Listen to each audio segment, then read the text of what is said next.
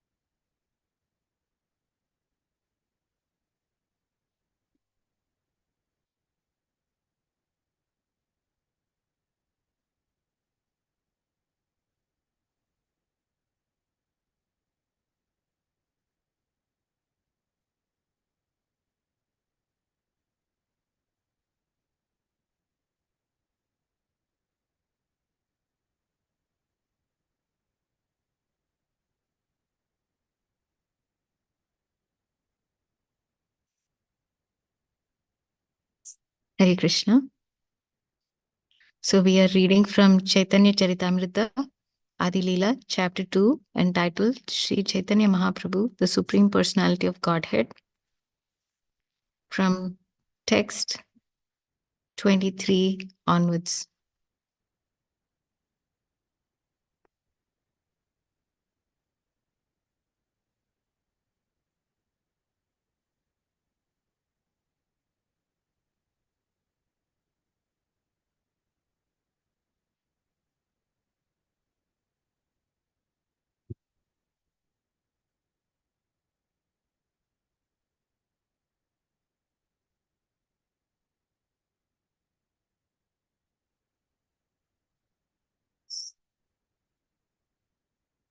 Hare Krishna. Text 23. Lord Narayana, who dominates the transcendental world, is full in six opulences. He is the personality of Godhead, the Lord of the Goddess of Fortune. Text 24. The personality of Godhead. Text 24. The personality of Godhead is He who is described as the absolute whole in the Vedas, Bhagavatam, Upanishads, and other transcendental literatures. No one is equal to Him. But there are innumerable authoritative statements in the Vedas regarding the personal future of the absolute truth. Some of them are as follows.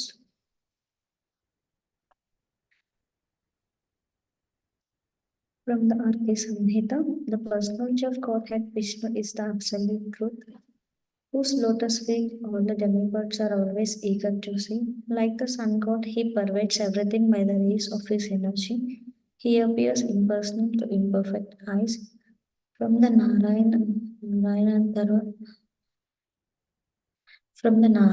Atharva Shira Upanishad, Narayanat Iva Samutpadyante, Narayanat Pravartante, Narayani Praliyante, Atanito Narayana, Narayana Evadam Sarvam Yadbhutam Yacha Bhavyam, Suddho Deva Eko Narayano Vidyosti Kaschit. It is from Narayana only that everything is generated, by him only that everything is maintained, and in him only that everything is annihilated. Therefore, Narayana is eternally existing. Everything that exists now or will be created in the future is nothing but Narayana, who is the unadulterated deity. There is only Narayana and nothing else. From the Narayana Upanishad, Atha Prasata Jagata Prasuti. Narayana is the source from whom all the universes emanate. From the Hayasirsa Pancharatra, Paramatma Harin Deva, Hari is the Supreme Lord. Srimad Bhagavatam, O best of the Brahmanas, please tell us of the position of Narayana, who is also known as Brahman and Paramatma. O king, know him who is causeless and that is the cause of creation, maintenance, and annihilation. He exists in the three states of consciousness, namely waking, dreaming, and deep sleep. As well as beyond them, he enlivens the body, the senses, the breath of life, and the heart, and thus they know him to be supreme. Through their service, devotees see the personality of Godhead just as the divisions of heaven see the personality of the sun. But the Supreme Personality of Godhead has His eternal form, which cannot be seen by material eyes or mental speculation. Only by transcendental devotional service can one understand the transcendental form of the Lord. The comparison is made here to the qualifications for viewing the personal features of the Sun God. The Sun God is a person who, although not visible to our eyes, is seen from the higher planets by the demigod, whose eyes are suitable for seeing through the glaring sunshine that surrounds him. Every planet has its own atmosphere according to the influence of the arrangement of material nature. It is therefore necessary to have a particular type of bodily construction to reach a particular planet. The inhabitants of Earth may be able to reach the moon, but the inhabitants of heaven can reach even the fairest sphere called the sun. What is impossible for man on earth is easy for the demigods in heaven because of their different bodies. Similarly, to see the Supreme Lord, one must have a spiritual and devotional service.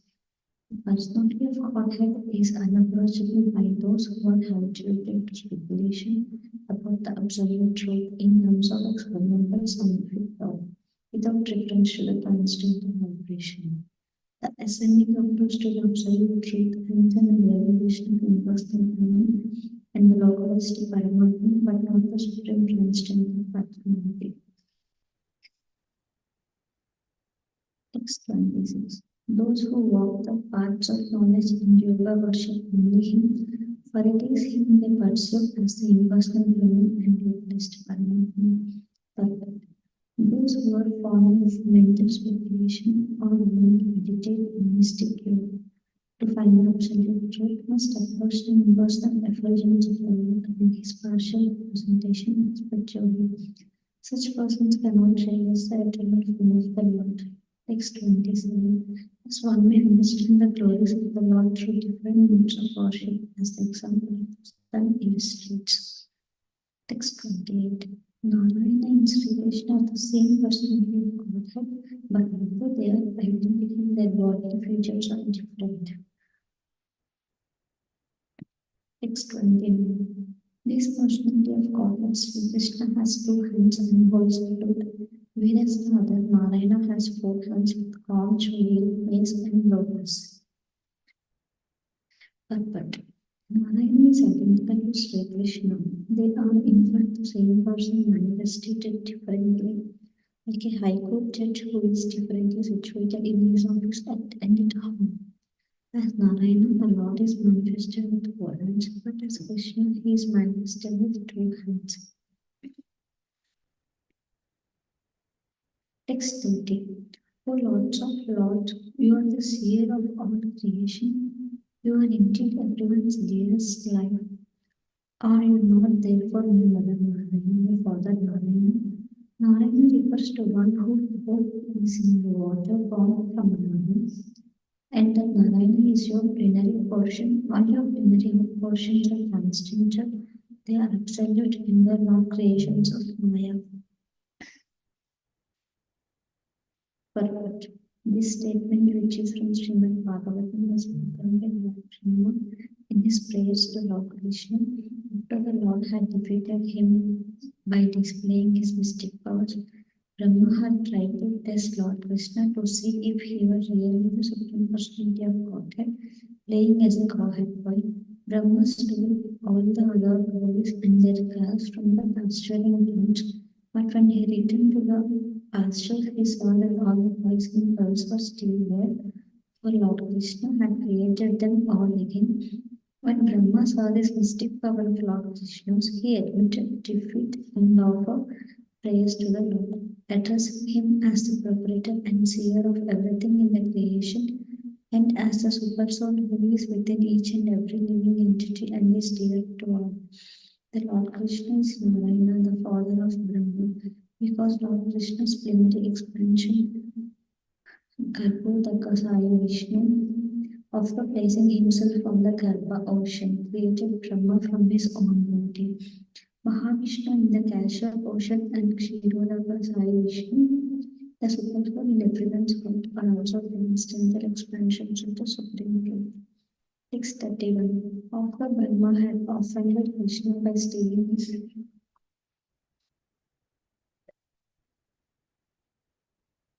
After Brahma had offended Krishna by stealing his playmates and pals, he begged the Lord's pardon for his offensive act and prayed for the Lord's mercy. Text 32. He took birth from the lotus that grew from your navel. Thus you are both my father and my mother, and I am your son. Text 33. Parents never take seriously the offenses of their children. I therefore beg your pardon and ask for your benediction. Text 34. Sri Krishna said, O Brahma, your father is Narayana. I am but a cowherd boy. How can you be my son? Text 35. Brahma replied, are you not Narayana? You are certainly Narayana. Please listen as I state the proofs. Or text 36. All the living beings within the material and spiritual worlds are ultimately born of you. For you are the super soul of them all. Purport. The cosmic manifestation is generated by the interaction of the three modes of material nature. The transcendental world has no such material modes, although it is nevertheless full of spiritual variegatedness. In that spiritual world, there are also innumerable living entities who are eternally liberated souls engaged in transcendental loving service to Lord Krishna. The conditioned souls who remain within the material cosmic creation are subjected to the threefold miseries and pangs of material nature. They exist in different species of life because they are eternally averse to transcendental loving devotion to the Supreme Lord. Sankarsana is the original source of all living entities because they are all expansions of his emotional potency. Some of them are conditioned by material nature, whereas others are under the protection of the spiritual nature. The material nature is a conditional manifestation of spiritual nature. Just as smoke is a conditional stage of fire, smoke is dependent on fire, but in a blazing fire, there is no place for smoke. Smoke disturbs, but fire serves. The southern spirit of the restraints of the transcendental world is displayed in 5 varieties of relationships with the Supreme Lord, who is the central enjoyer. In the material world, everyone is a self-centered enjoyer of mundane happiness and distress. One considers himself the lord of everything and tries to enjoy the illusory energy, but he is not successful because he is not independent. He is but a minute particle of the energy of Lord Sankarsana. All living beings exist under the control of the Supreme Lord, who is therefore called Narayana. Text 37. As the earth is the original cause and shelter of all pots made of it, so we are the ultimate cause and shelter of all living beings. Purport. As the vast earth is the source for the ingredients of all earthen pots, so the Supreme Soul is the source for the complete substance of all individual living entities. The cause of all causes, the Supreme Personality of Godhead is the cause of the living entities. This is confirmed in the Bhagavad Gita, where the Lord says, Bijam Mam Sarva Bhutanam, I am the seed of all living entities. And in the Upanishads Kada, which say, Nityo Nityanam Chetanas Chetananam, the Lord is supreme leader among all the eternal living beings. The Lord is a reservoir of all cosmic manifestation, animate and inanimate. The advocates of Visishtadvaita Vada philosophy explain the Vedanta Sutra by saying that although the living entity has two kinds of bodies, subject consisting of mind, intelligence, and false ego, and gross consisting of the 5 basic elements, and although he thus lives in 3 bodily dimensions, gross, subtle, and spiritual, he is nevertheless a spiritual soul. Similarly, the Supreme Personality of Godhead, who emanates the material and spiritual worlds, is a Supreme Spirit. As an individual spirit soul is almost identical to his gross and subtle bodies. So the Supreme Lord is almost identical to the material and spiritual worlds. The material world full of conditioned souls trying to lord it over matter is a manifestation of the external energy of the Supreme Lord. And the spiritual world, full of perfect servitors of the Lord, is a manifestation of his internal energy. Since all living entities are minute sparks of the Supreme Personality of Godhead, he is the Supreme Soul in both the material and spiritual worlds. The Vaishnavas following Lord Chaitanya stress the doctrine of Achintya Bheda Tattva, which states that the Supreme Lord being the cause and effect of everything is inconceivably simultaneously one with his manifestations of energy and different from them. Text 38. The word Nara refers to the aggregate of all the living beings, and the word Ayana refers to the refuse of them all. Text 39. You are therefore the original Narayana. This is one reason. Please listen as I state the second. Text 40. The direct lords of the living beings are the Purusha incarnations, but your opulence and power are more exalted than theirs. Text 41. Therefore, you are the primeval Lord, original Father of everyone. They are protectors of the universes by your power. Text 42. Since you protect those who are the shelters of all living beings, you are the original Narayana. Purport. The controlling deities of the living beings in the mundane world are the three Purusha avatars, but the potent energy displayed by Sri Krishna is far more extensive than that of the Purushas. Sri Krishna is therefore the original Father and Lord who protects all creative manifestations through his various plenary portions. Since he sustains even the shelters of the collective living beings, there is no doubt that Sri Krishna is the original Narayana. Text 43. O my Lord, O Supreme Personality of Godhead, kindly hear my third reason. There are countless universes and fathomless transcendental Vaikunthas. Text 44. Both in this material world and in the transcendental world, you see all the deeds of all living beings in the past, present, and future. Since you are the witness of all such deeds, you know the essence of everything. Text 45. All the worlds exist because you oversee them. None can live, move, or have their being without your supervision. Text 46. You oversee the wanderings of all living beings. For this reason also you are the primeval Lord Narayana. But Sri Krishna in his Paramatma future lives in the hearts of all living beings in both the transcendental and mental creations. As the Paramatma, he witnesses all actions the living beings perform in all phases of time, namely past, present, and future. Sri Krishna knows what the living beings have done for hundreds and thousands of past births, and he sees what they are doing now. Therefore, he knows the results of their present actions that will fructify in the future.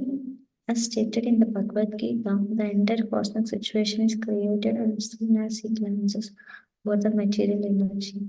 Nothing can exist without his superintendence. Since he sees even the abode where the collective living beings rest, he is the original Narayana. Text 47. Krishna said, Brahma, I cannot understand what you are saying. Lord Narayana is he who sits in the hearts of all living beings and lies down in the waters of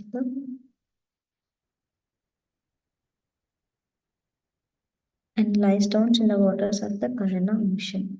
Text 48. Brahma replied, what I have said is true.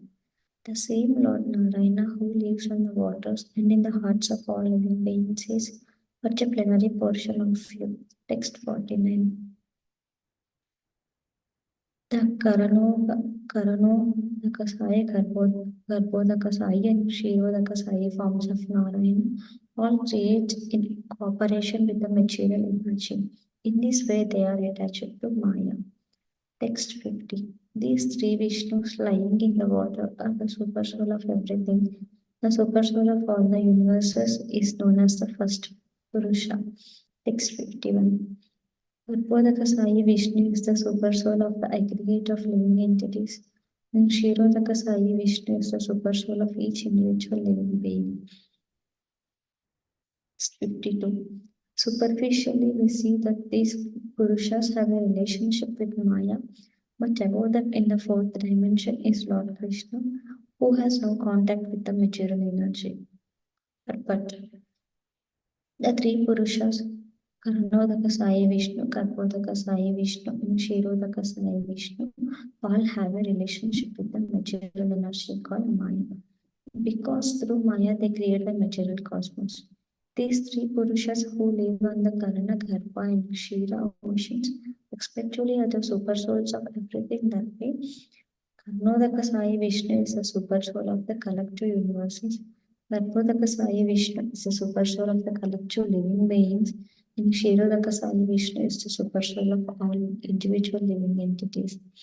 Because all of them are somehow attracted to the effects of the material energy, they can be said to have some affection for Maya. But the transcendental position of Sri Krishna himself is not even slightly changed by Maya. His transcendental state is called Turiya, or the fourth dimension states. Text 53. In the material world, the Lord is designated as Virat, Hiranyagarbha, and Karana. But beyond these three designations, the Lord is ultimately in the fourth dimension. But Virat, the phenomenal manifestation of the Supreme Whole, Hiranyagarbha, the luminous soul of everything, and Karana, the cause or causal nature, are all but designations of the Purushas who are responsible for material creation. The transcendental position surpasses these designations and is therefore called the position of the fourth dimension. This is a quotation from Sridhara Swami's commentary on the 11th canto, 15th chapter, verse 16 of Srimad Bhagavatam. Text 54. Although these three features of the Lord deal directly with the material energy, none of them are touched by you. They are all beyond illusion. Text 55. This is the opulence of the Lord. Although situated in material nature, he is never affected by the modes of nature. Similarly, those who have surrendered to him and fixed their intelligence upon him are not influenced by the modes of nature. But this text is from Srimad Bhagavatam. Those who have taken shelter of the lotus feet of the personality of Godhead do not identify with the material world, even while living in it. Pure devotees may deal with the three modes of material nature, but because of the transcendental intelligence in Krishna consciousness, they are not influenced by the material qualities. The spell of material activities does not attract such devotees. Therefore, the Supreme Lord and his devotees acting under him are always free from material contamination. Text 56. You are the ultimate shoulder of these three plenary portions. That there is not the slightest doubt that you are the primeval Narayana. Purport. Brahma has confirmed that Lord Krishna is the supreme, the source of the three manifestations known as Kshirodaka Sai Vishnu, Karpodaka Sai Vishnu, and Karanodaka Sai Vishnu, Mahavishnu. For his pastimes, Lord Krishna has four original manifestations, namely Vasudeva, Sankarsana, Pradyumna, and Aniruddha. The first Purushavatara Mahavishnu in the casual ocean, who is the creator of the aggregate material energy, is an expansion of Sankarsana. The second Purusha, Karpodaka Sai Vishnu, is an expansion of Pradyumna, and the third Purusha, Kshirodaka Sai Vishnu, is an expansion of Aniruddha. All these are within the category of manifestations of Narayana, who is a manifestation of Sri Krishna. The source of these three features is the Narayana in the spiritual sky. He is your Vilasa expansion, therefore you are the ultimate Narayana. Text 58. Therefore, according to the authority of Brahma, the Narayana, who is the predominating deity in the transcendental world, is but the Vilasa future of Krishna. This has now been conclusively proved. Text 59. The truth indicated in these words is the essence of Srimad Bhagavatam. This conclusion through synonyms applies everywhere. Text 60. Not knowing that Brahman, Paramatma, and Bhagavan are all features of Krishna, foolish scholars speculate in various ways. Text 61. Because Narayana has 4 hands, whereas Krishna looks just like a man. They said that Narayana is the original God, whereas Krishna is but an incarnation, perfect. Some scholars argue that because Narayana has 4 hands, whereas Sri Krishna has only 2, Narayana is the original personality of Godhead and Krishna is his incarnation. Such unintelligent scholars do not understand the futures of the Absolute. Text 62. Sorry. In this way, their arguments appear in various forms, but the poetry of the Bhagavatam expertly refutes them all. Text 63.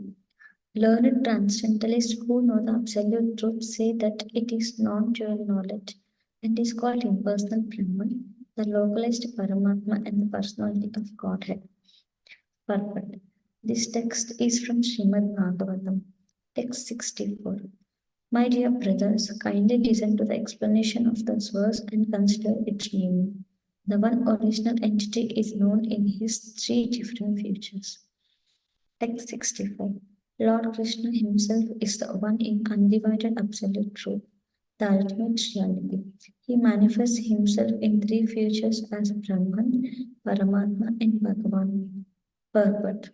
In the verse from Srimad Bhagavatam cited above, the principal word Bhagavan indicates the personality of Godhead, and Brahman and Paramatma are concomitant, deduced from the absolute personality as a government and its ministries or directions from the Supreme Executive Head. In other words, the principal truth is exhibited in 3 different phases.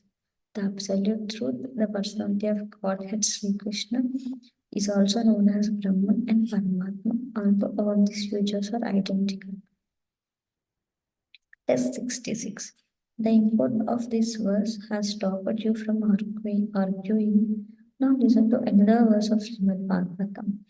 Text 67. All these incarnations of Godhead are either plenary portions or parts of the plenary portions of the Purusha avatars. But Krishna is the Supreme Personality of Godhead himself. In every age, he protects the world through his different futures. When the world is disturbed by the enemies of Indra. Purport. This statement of Srimad Bhagavatam definitely negates the concept that Sri Krishna is an avatar of Vishnu or Narayana. Lord Sri Krishna is the original personality of Godhead, the supreme cause of all causes. This verse clearly indicates that incarnations of the personality of Godhead, such as Sri Rama, Narasimha, and Varaha, all undoubtedly belong to the Vishnu group. But all of them are either plenary portions or portions of plenary portions of the original personality of Godhead, Lord Sri Krishna. Text 68. The Bhagavatam describes the symptoms and deeds of the incarnations in general and counts Sri Krishna among them. Text 69. This made Sutta Goswami greatly apprehensive. Therefore, he distinguished each incarnation by its specific symptoms.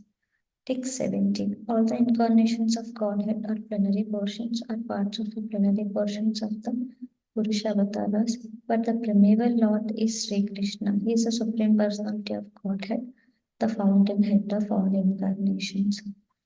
Text 71. An opponent may say, this is your interpretation, but actually, the Supreme Lord is Narayana, who is in the transcendental realm. Text 72. He incarnates as Lord Krishna. This is the meaning of the verse as I see it. There is no need for further consideration. Text 73. To such a misguided interpreter, we may reply, why should you suggest such fallacious logic? An interpretation is never accepted as evidence if it opposes the principles of scripture. Text 74. One should not state a predicate before its subject, for it cannot thus stand without proper support. But this rhetorical rule appears in the Ekadashi Tattva, 13th canto, in connection with the metaphorical use of words. An unknown object should not be put before the known object because the object has no meaning if the subject is not first given. Text 75. If I do not state a subject, I do not state a predicate. First I speak the former and then I speak the later. Text 76. The predicate of a sentence is what is unknown to the reader, whereas the subject is what is known to him. Text 77. For example, we may say, this Vipra is a greatly learned man. In this sentence, the Vipra is the subject and the predicate is his erudition. Text 78. The man's being a Vipra is known, but his erudition is unknown. Therefore, the person is identified first and his erudition later. Text 79. In the same way, all these incarnations were known, but whose incarnations they are was unknown. Text 80. First of all, these establishes a subject incarnations. Then plenary portions of the Purusha avatars follows as a predicate. Text 81. In the same way, when Krishna was first counted among the incarnations, specific knowledge about him was still unknown. Text 82. Therefore, first the word Krishna appears as a subject, followed by the predicate, describing him as the original personality of Godhead. Text 83. This establishes that Sri Krishna is the original personality of Godhead. The original personality of Godhead is therefore necessarily Krishna. Text 84. Had Krishna been the plenary portion and Narayana the primeval Lord, the statement of Sutta Goswami would have been reversed. Text 85. Thus he would have said, Narayana, the source of all incarnations, is the original personality of Godhead. He has appeared as Sri Krishna. Text 86. Mistakes, illusions, cheating, and defective perception do not occur in the sayings of the authoritative sages. Purport.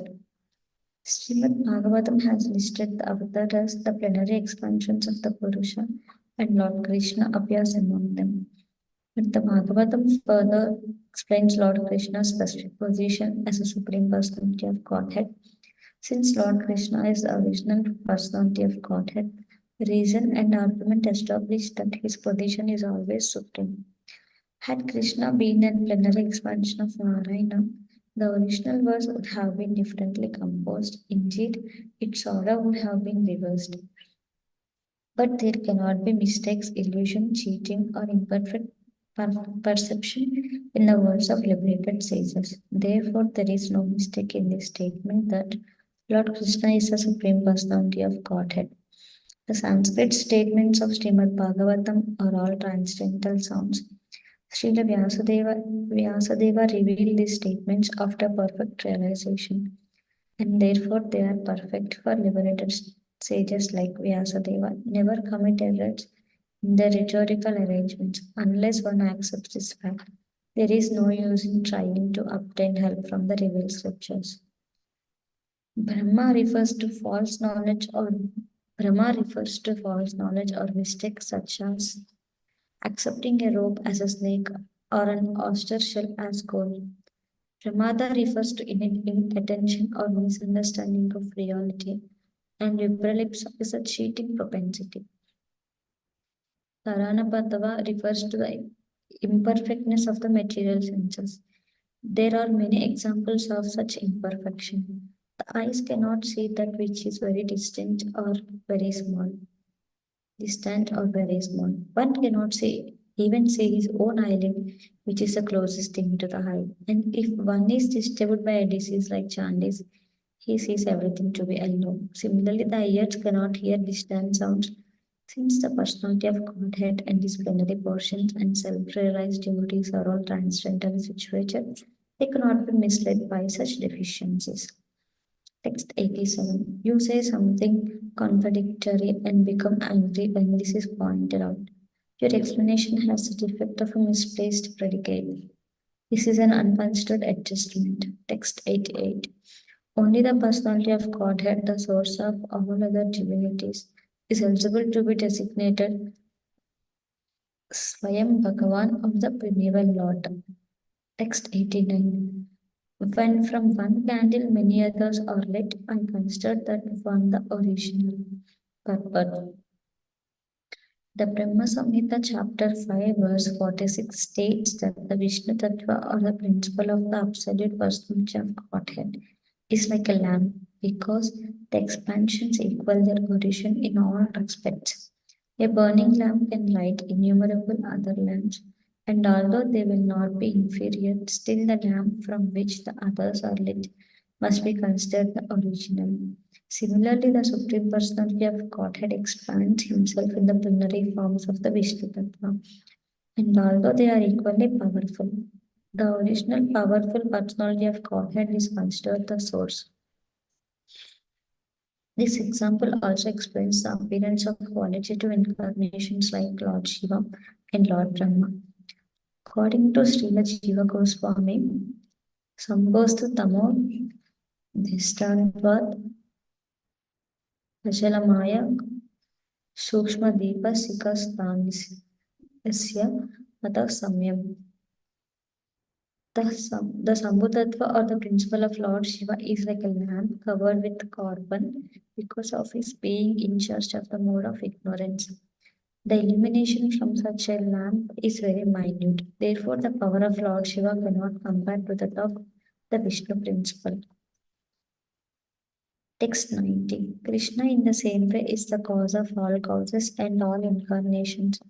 Please hear another words to defeat all misinterpretations. Text 91 to 92. Here in Srimad Bhagavatam, 10 subjects are described: the creation of the ingredients of the cosmos, the creations of Brahma, the maintenance of the creation, special favor given to the faithful, impetuous for activity, prescribed duties for law, abandonment, a description of the incarnations of the Lord, the winding up of the creation, liberation from gross and subtle material existence, and the ultimate shelter, the Supreme Personality of Godhead. The 10th item is the shelter of all the others. To distinguish this ultimate shelter from the other 9 subjects, the Mahajanas have described these 9 indirectly or directly through prayers or direct explanations. These verses from Srimad Bhagavatam list the 10 subject matters dealt within the text of the Bhagavatam. Of these, the 10th is the substance, and the other 9 are categories derived from the substance. These 10 subjects are listed as follows. Sarga. The first creation by Vishnu, the bringing forth of the 5 gross material elements, the 5 objects of sense perception, the 10 senses, the mind, the intelligence, the false ego, and the total material energy or universal form. Visarga. The secondary creation or the work of Brahma in producing the moving and unmoving bodies in the universe. Brahmanda. Sthana. The maintenance of the universe by the personality of Godhead Vishnu. Vishnu's function is more important and his glory greater than Brahma's and Lord Shiva's. For although Brahma is the creator and Lord Shiva the destroyer, Vishnu is the maintainer. Hosana. Special care and protection for devotees by the Lord. As a king maintains his kingdom and subjects, but nevertheless gives special attention to the members of his family.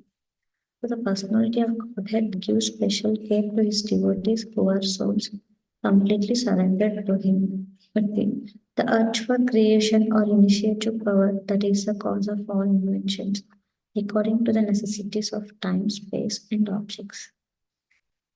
Manvantara, the periods controlled by the Manus, who teach regulative principles for living beings, who decide to achieve perfection in human life. The rules of Manu, as described in the Manu Samhita, guide the way to such perfection. Ishanukata, scriptural information regarding the personality of Godhead, his incarnations on earth, and the activities of his devotees. Scriptures dealing with these subjects are essential for progressive human life. Nirodha, the winding up of all energies employed in creation. Such potencies are emanations from the personality of Godhead, who eternally lies in the Karana ocean. The cosmic creations manifested with his birth are again dissolved in due course. Mukti, liberation of the conditioned souls encased by the gross and subtle coverings of body and mind. When freed from all material affection, the soul, giving up the gross and subtle material bodies, can attain the spiritual sky in his original spiritual body and engage in transcendental loving service to the Lord in Vaikuntha Loka or Krishna Loka. When the soul is situated in his original constitutional position of existence, he is said to be liberated. It is possible to engage in transcendental loving service to the Lord and become Jivan Mukta, a liberated soul, even while in the material body. Ashraya.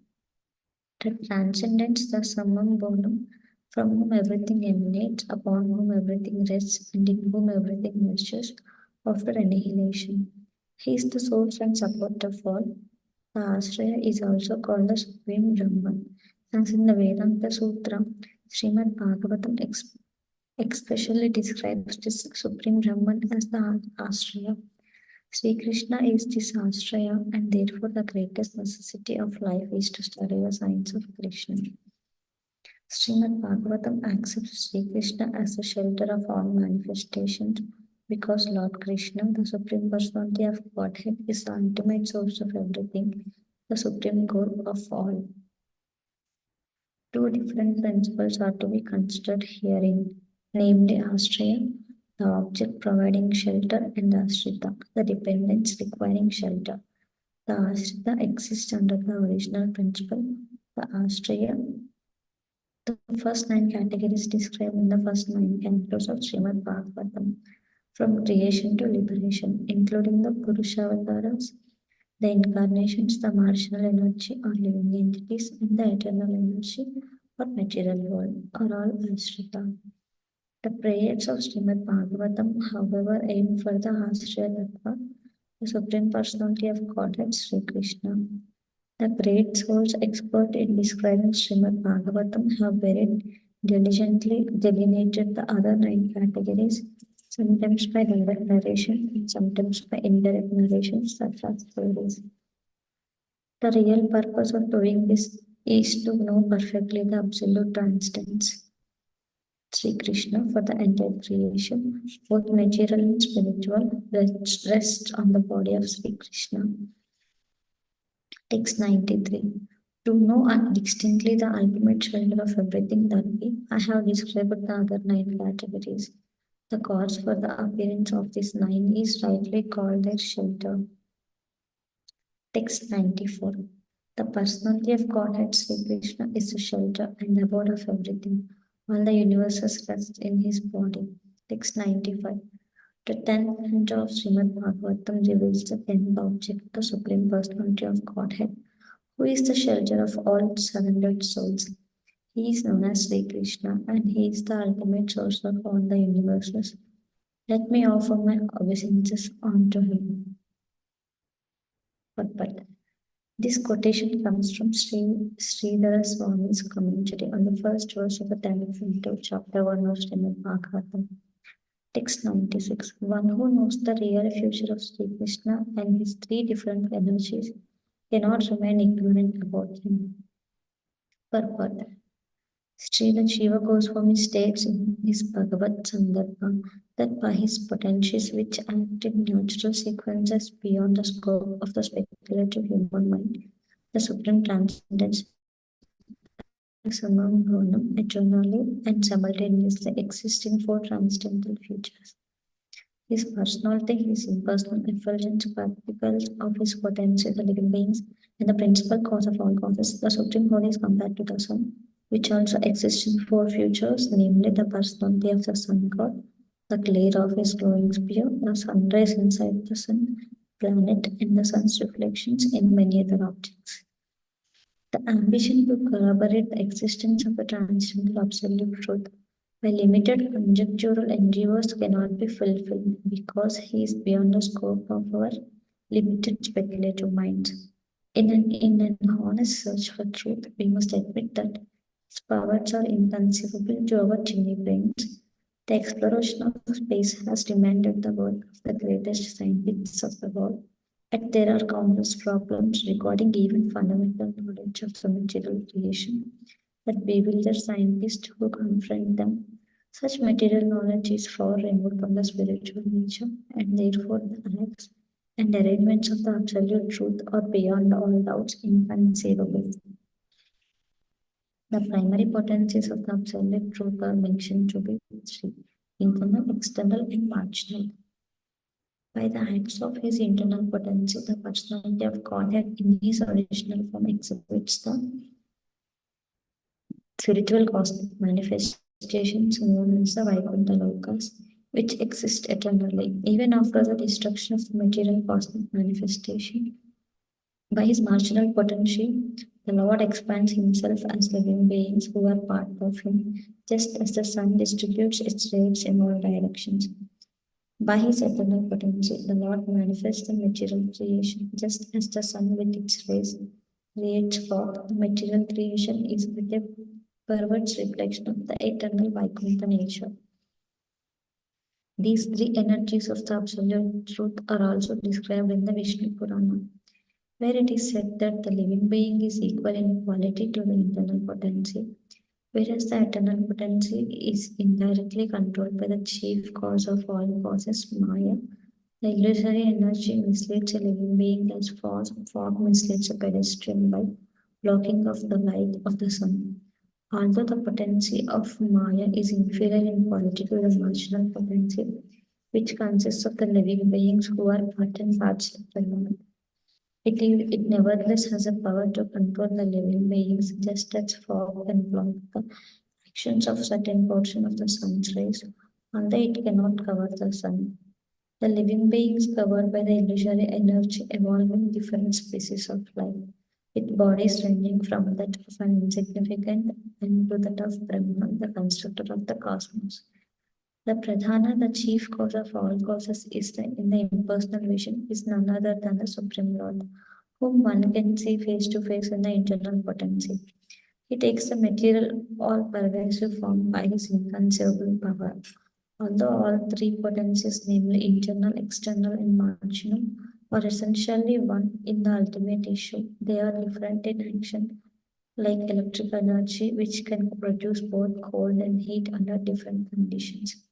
The eternal and marginal potencies are so called under various conditions, but in the original internal potencies, there are no such conditions, nor is it possible for the conditions of the external potency to exist in the marginal or vice versa.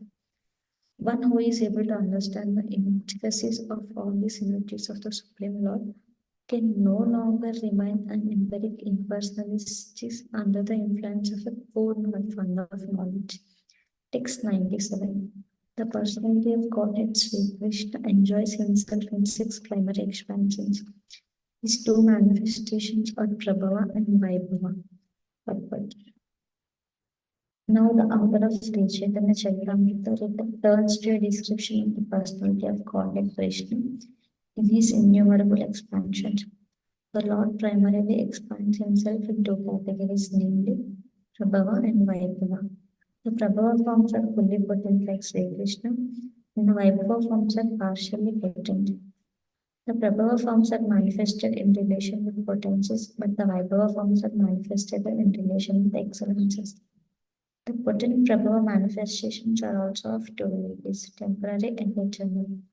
The Mohini, Hamsa, and Shukla forms are manifested only temporarily in terms of particular age. Among the other Prabhavas who are not very famous according to the material estimation are Dhanvantri, Rasabha, Vyasa, Dattatreya, and Kapila. Among the Vaibhava Prakasha forms are Kurma, Matsya, Naranarayana, Varaha, Hayagriva, Krishnigarbha, Baladeva, Igna, Vibhu, Satyasena, Hari, Vaikunda, Ajita, Vamana, Sarvabhauma, Rasava, Vishvakshena, Dharmasetu, Sudama, Yogeshwara, and Navadbhanu. Text 97. His incarnations are of two kinds, namely partial and empowered. He appears in two ages, childhood and boyhood. The Vilasa forms are six in number. Incarnations are of two varieties, namely Sakti Avesa, empowered, and Amshavesa, partial. These incarnations also come within the category of Prabhava and Vaibhava manifestations. Childhood and boyhood are two special features of the personality of Godhead Sri Krishna. But his permanent future is his eternal form as an adolescent youth. The original personality of Godhead, Sri Krishna, is always worshipped in his eternal adolescent form. Text 19. The personality of Godhead Sri Krishna, who is eternally an adolescent, is the premier Lord, the source of all incarnations. He expands himself in these 6 categories of forms to establish his supremacy throughout the universe. Text 100. In these 6 kinds of forms, there are innumerable varieties. Although they are many, they are all one. There is no difference between them. Purport. The personality of Godhead manifests himself in 6 different features. Prabhava, Vaibhava, empowered incarnations, partial incarnations, childhood, and boyhood. The personality of Godhead Sri Krishna, whose permanent future is adolescence, enjoys his transcendental proclivities by performing pastimes in these 6 forms. In these 6 features, there are unlimited divisions of the personality of Godhead's forms. The jivas or living beings are differentiated parts and parcels of the Lord. They are all diversities of the one without a second, supreme personality of Godhead. Text 101.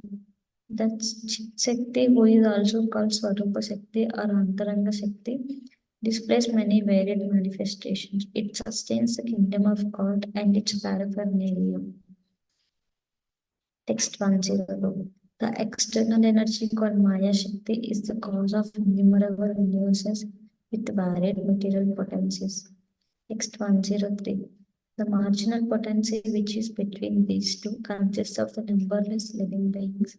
These are the 3 principal energies which have unlimited categories and subdivisions. The internal potency of the Lord, which is called Chit Shakti or Antaranga Shakti, exhibits variegatedness in the transcendental Vaikuntha cosmos. Besides ourselves, there are unlimited numbers of liberated living beings who associate with the personality of God in these innumerable features. The material cosmos displays the external energy in which the conditioned living beings are provided all liberty to go back to the personality of Godhead after leaving the material tabernacle. Thus, Svetasvatara Upanishad informs us the supreme personality of Lord is one without a second. He has nothing to do personally, nor does he have material senses. No one is equal to him or greater than him.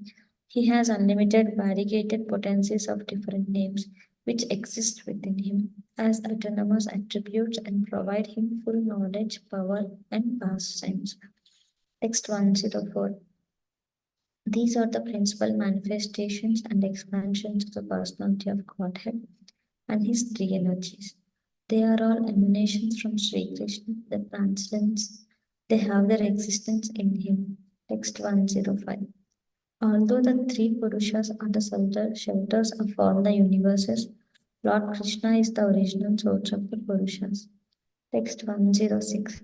Thus, the personality of Godhead Sri Krishna is the original primeval Lord, the source of all other expansions. All the revealed scriptures accept Sri Krishna as the Supreme Lord. Text 107. Krishna, who is known as Govinda, is the supreme controller. He has an eternal, blissful spiritual body. He is the origin of all. He has no other origin, for he is the prime cause of all causes. Purport. This is the first verse of the 5th chapter of Brahma Samhita. Text 108. You know all the conclusions of the scriptures very well. You create this logical argument just to agitate me. Purport. A learned man who has thoroughly studied the scriptures cannot hesitate to accept Sri Krishna as the supreme personality of Godhead. If such a man argues about this matter, certainly he must be doing so to agitate the minds of his opponents. Text 109. That same Lord Krishna, the fountainhead of all incarnations, is known as the son of the king of Raja. He has descended personally as Lord Sri Krishna, Sri Chaitanya Mahaprabhu. Text 110. Therefore, Lord Chaitanya is a supreme absolute truth. To call him Shirodaka Sai Vishnu does not add to his glory. Text 111. But such word from the lips of a sincere devotee cannot be false. All possibilities abides in him, for he is a primeval Lord. Text 112. All the incarnations are situated in potential form in the original body of the primeval Lord. Thus, according to one's opinion, one may address him as any one of the incarnations. But it is not contradictory for a devotee to call the Supreme Lord by any one of the various names of his plenary expansions, because the original personality of Godhead includes all such categories. Since the plenary expansions exist within the original person, one may call him by any of these names. In Sri Chaitanya Bhagavatam, Lord Chaitanya says, I was lying asleep in the ocean of milk, but I was awakened by the call of Nanda. Sri Advaita Prabhu. Here the Lord refers to his form as Shirudaka Sai Vishnu. Text 113. Some say that he is directly Vamana. Text 114. Some says that Krishna is the incarnation of Sri Shirudaka Sai Vishnu. None of these statements is impossible. Each is as correct as the others. But according to intimate relationships between Sri Krishna, the primeval Lord, and his devotees, the Puranas describe him by various names. Sometimes he is called Narayana, sometimes Upendra, the Vamana, the younger brother of Indra, king of heaven, and sometimes Shivadaka Sai Vishnu. Sometimes he is called thousand-hooded Seshanaka, and sometimes the Lord of Vaikuntha. Text 115. Some call him Hari or the Narayana of the transcendental world. Everything is possible in Krishna, for he is the primeval Lord.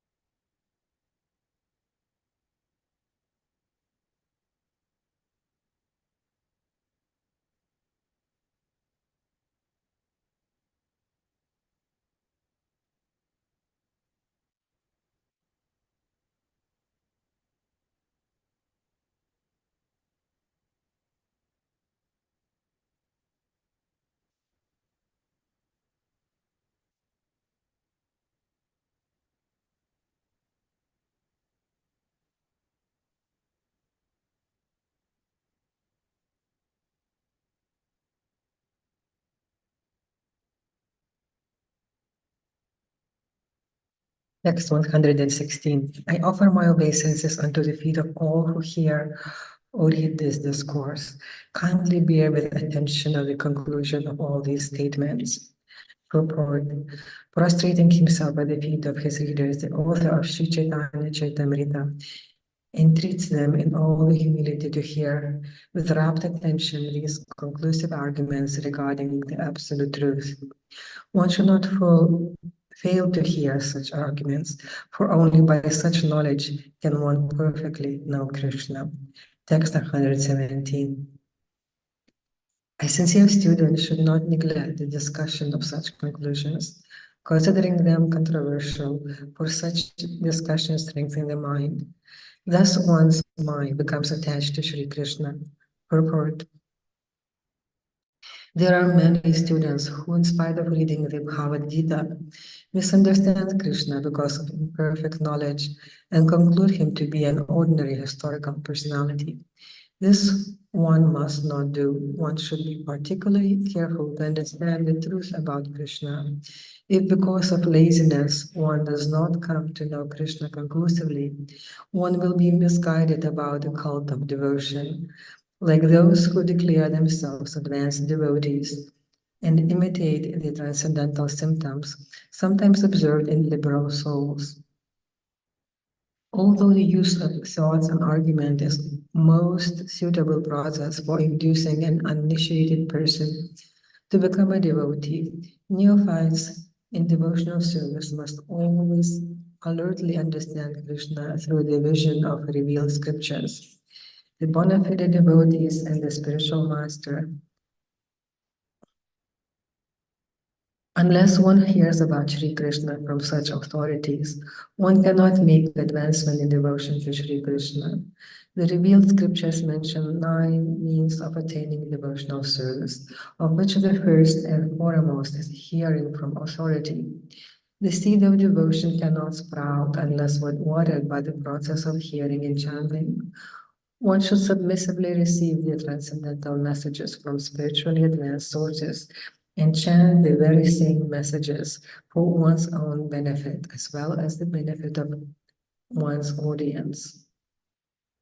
When Brahma described the situation of pure devotees freed from the culture of empiric philosophy and the putative actions, he recommended the process of hearing from persons who are on the path of devotion. Following in the footsteps of such liberated souls who are able to vibrate real transcendental sound can lead one to the highest stage of devotion, and this one can become mahaprabhu.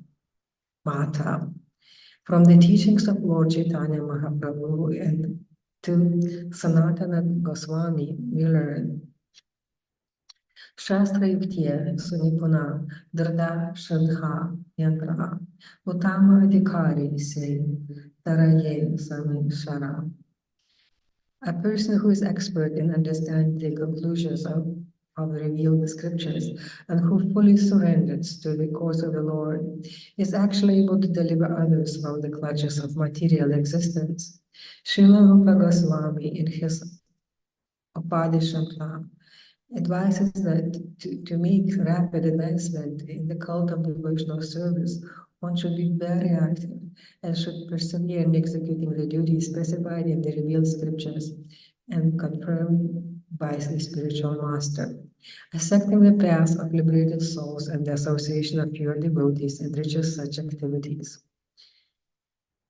Imitation devotees who wish to advertise themselves as elevated Vaishnavas and who therefore imitate the previous acharyas but do not follow them in principle, are condemned in the words of Srimad Bhagavatam. A stone-hearted Srila Vishwanatha Chakravarti Thakura was commented on their stone-hearted condition as follows.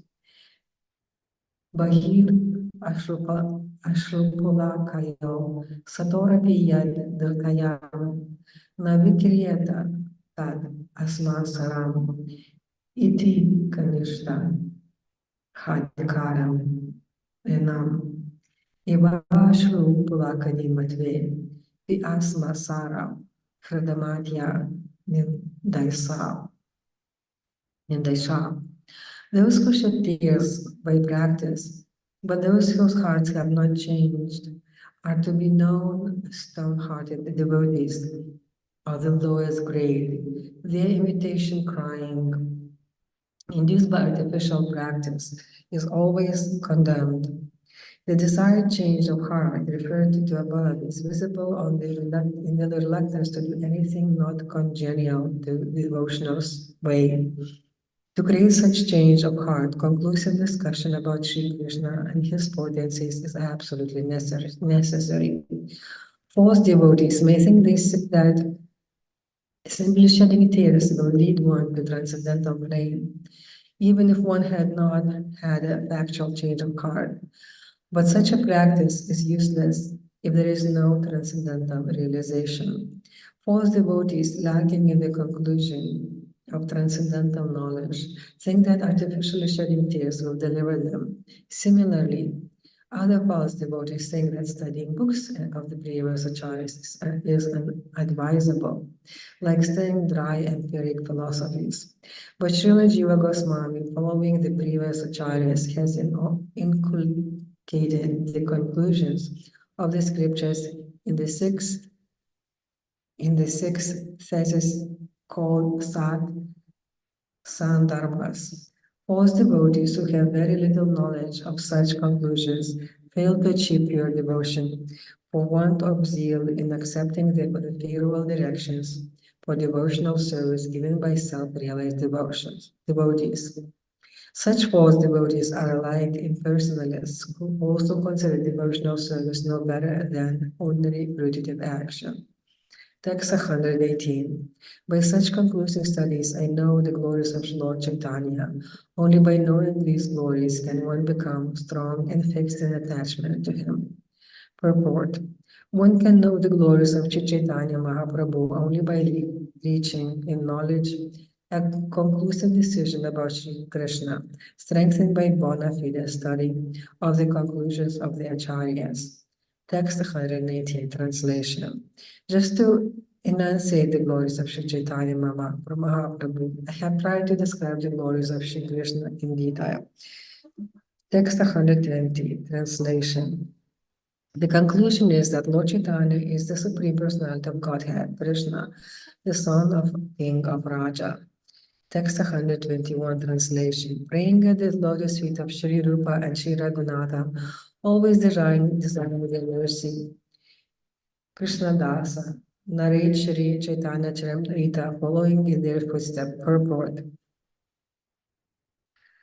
Thus end the Bhaktivedanta purpose of Sri Chaitanya Charitamrta. Adi Lila, second chapter, describes Sri Chaitanya Mahaprabhu as the Supreme Personality of Godhead.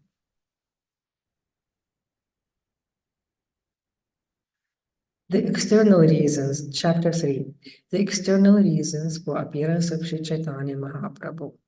In this chapter, the author has fully discussed the external reasons for the descent of Sri Chaitanya Mahaprabhu, the Supreme Personality of Godhead, Lord Sri Krishna. After displaying his pastimes as Lord Krishna, though it thought it wise to make his advent in the form of a devotee, to explain personally the transcendental mellows of reciprocal service and love and exchange between himself and his servants, friends, spirits, and fancies. According to the Vedic literature, the foremost occupational duty for humanity in this age of Kali is Nama Sankirtana, of congregational chanting of the holy name of the Lord. The incarnation for this age especially preaches this process, but only Krishna himself can explain the confidential loving service performed in the four principal varieties of loving affairs between the Supreme Lord and his devotees. Lord Krishna therefore personally appeared with his plenary portions as Lord Chaitanya.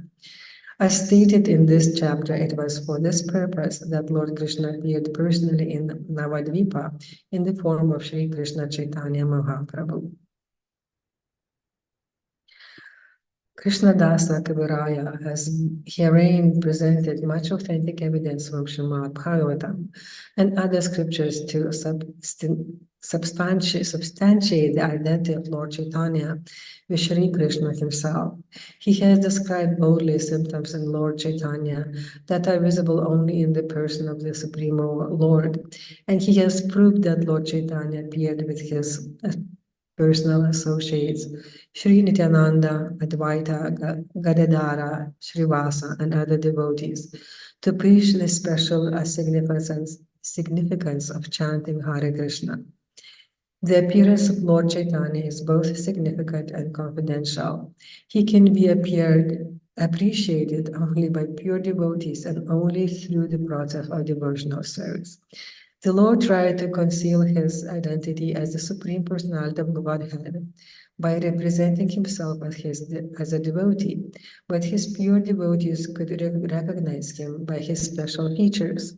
The Vedas and Puranas foretell the appearance of Lord Chaitanya, but still he is sometimes called significantly the concealed descent of the Supreme Personality of Godhead. Advaita Acharya was a contemporary of Lord Chaitanya father. He felt sorry for the condition of the world because even after Lord Krishna's appearance, no one had interest in devotional service to Krishna. This forgetfulness was so overwhelming that Advaita Prabhu was convinced that no one but Lord Krishna himself could enlighten people about devotional service to the Supreme Lord. Therefore, Advaita requested Lord Krishna to appear as Lord Chaitanya, offering tulasi leaves and Ganges water. He cried to the Lord's appearance. The Lord, being satisfied by his pure devotee, descends to satisfy them. As such, being pleased by Advaita Acharya, Lord Chaitanya appeared. Text 1, translation. I offer my respectful obeisances to Sri Caitanya Mahaprabhu. By the potency of the shelter of his lotus feet, even a fool can collect the valuable jewels of conclusive truth from the minds of the revealed scriptures. Text 2, translation. All glories to Lord Chaitanya, all glories to Lord Nityananda, all glories to Advaita Chandra, and all glories to all the devotees of Lord Chaitanya. Text 3, translation. I have given the purport of the third verse. Now, O devotees, please listen to the meaning of the fourth with full attention. Text 4, translation. May the Supreme Lord, who is known as the son of Srimati Sachidevi, be transcendently situated in the innermost core of your heart, resplendent with the radiance of molten gold. He has descended in the age of Kali by his causeless mercy to bestow what no incarnation has ever offered before, the most elevated mellow of devotional service, the mellow of conjugal love. Purport. This is a quotation from Vidakha Madhava, a drama compiled and edited by Srila Rupa Goswami. Text 5. Translation. Lord Krishna, the son of King of Raja, is the Supreme Lord. He eternally enjoys transcendental pastimes in his eternal abode, Goloka, which includes Vrajadhama. Purport. In the previous chapter, it has been established that Krishna, the son of Rajendra, the king of Raja, is the supreme personality of Godhead with 6 opulences. He eternally enjoys transcendently variegated opulences in his planet, which is known as Goloka. The eternal pastimes of the Lord in the spiritual planet Krishna Loka are called aprakata, or unmanifested pastimes, because they are beyond the purview of the conditioned souls. Lord Krishna is always present everywhere, but when he is not present before our eyes, he is said to be aprakata, or unmanifested. Text 6, translation. Once in a day of Brahma, he descends to this world to manifest his transcendental pastimes. Text 7, translation. We know that there are 4 ages, yugas, namely Satya, Treta, Dvapara, and Kali. These 4 together constitute Divya Yuga. Text 8, translation. 21 Divya Yugas constitute 1 Manu Antara. There are 14 Manu Antaras in 1 day of Brahma. Purport. A Manu Antara is a period controlled by 1 Manu. The reign of 14 Manus equals the length of 1 day, 12 hours in the life of Brahma. And the night of Brahma is of the same duration. These calculations are given in the authentic astronomy book known as the Surya Siddhanta, An annotated Bengali translation of this book was compiled by the great professor of astronomy and mathematics, Bimal Prasad Datta, later known as Bhaktisiddhanta Saraswati Goswami, who was our merciful spiritual master. He was honored with the title Siddhanta Saraswati for translating the Surya Siddhanta, and the title Goswami Maharaja was added when he accepted sannyasa, the renounced order of life. Text 9 translation. The present Manu, who is the seventh, is called Vaivasvata, the son of Vivaswan. 27 Dviya Yugas, 27 times 4,320,000 solar years of this age have now passed. Purport. The names of 14 Manus are as follows. Swayambhuva to Svara Sita 3 Uttama 4. Tamasa 5. Raivata 6. Chakus Shusha 7. Vaivasvata 8. Savarni 9. Daksha Savarni 10. Brahma Savarni 11. Dharma Savarni 12. Rudraputra Rudra Savarni 13. Rauchya or Diva Savarni, and 14 is Bhautyaka or Indra Savarni Varni.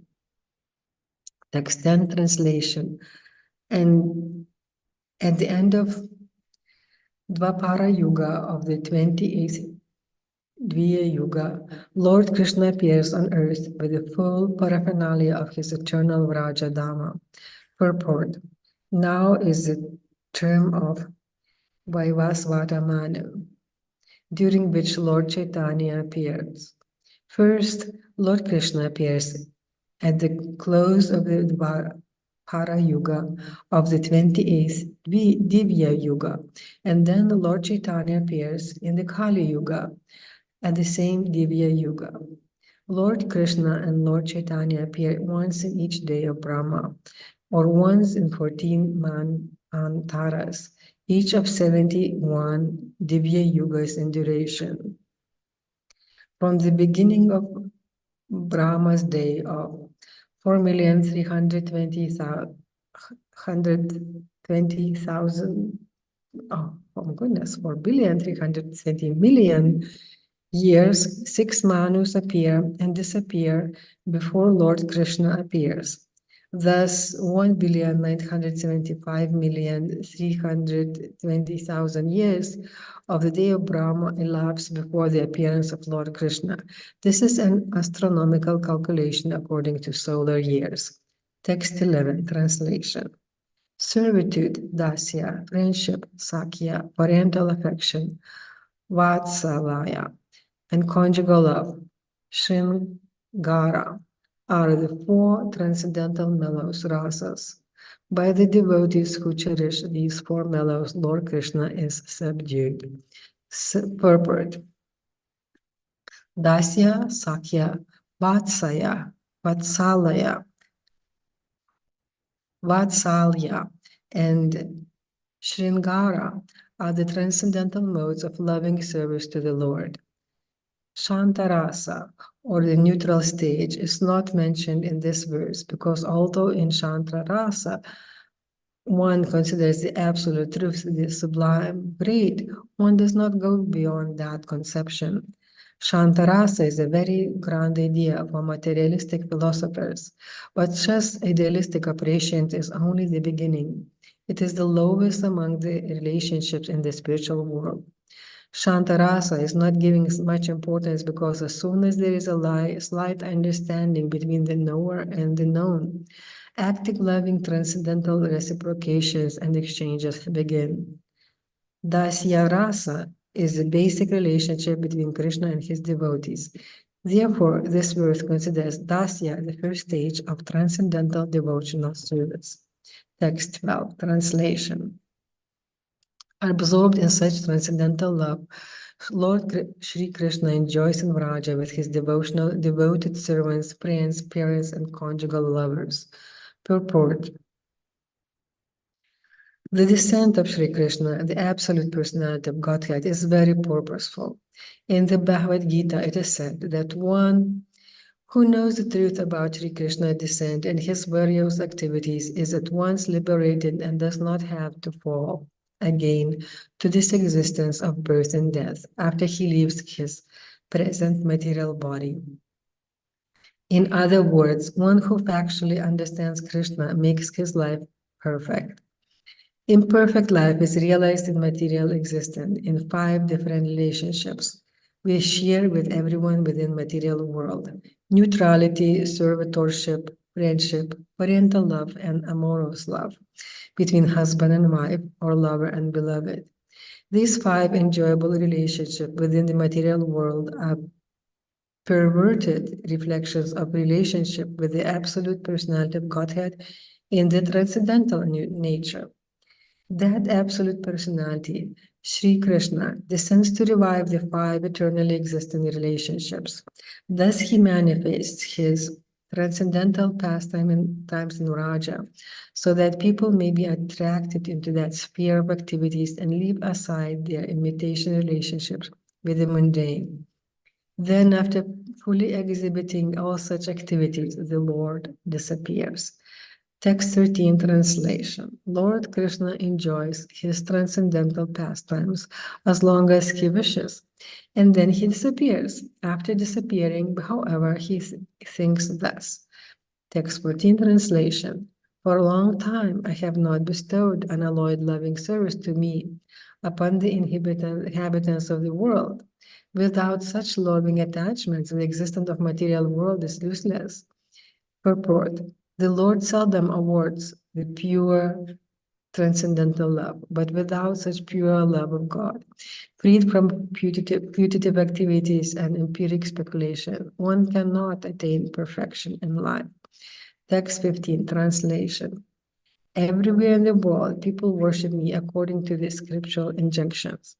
But simply by following such a regulative principle, one cannot attain the loving sentiments of the devotees in Vrajabhani. Rajabhumi.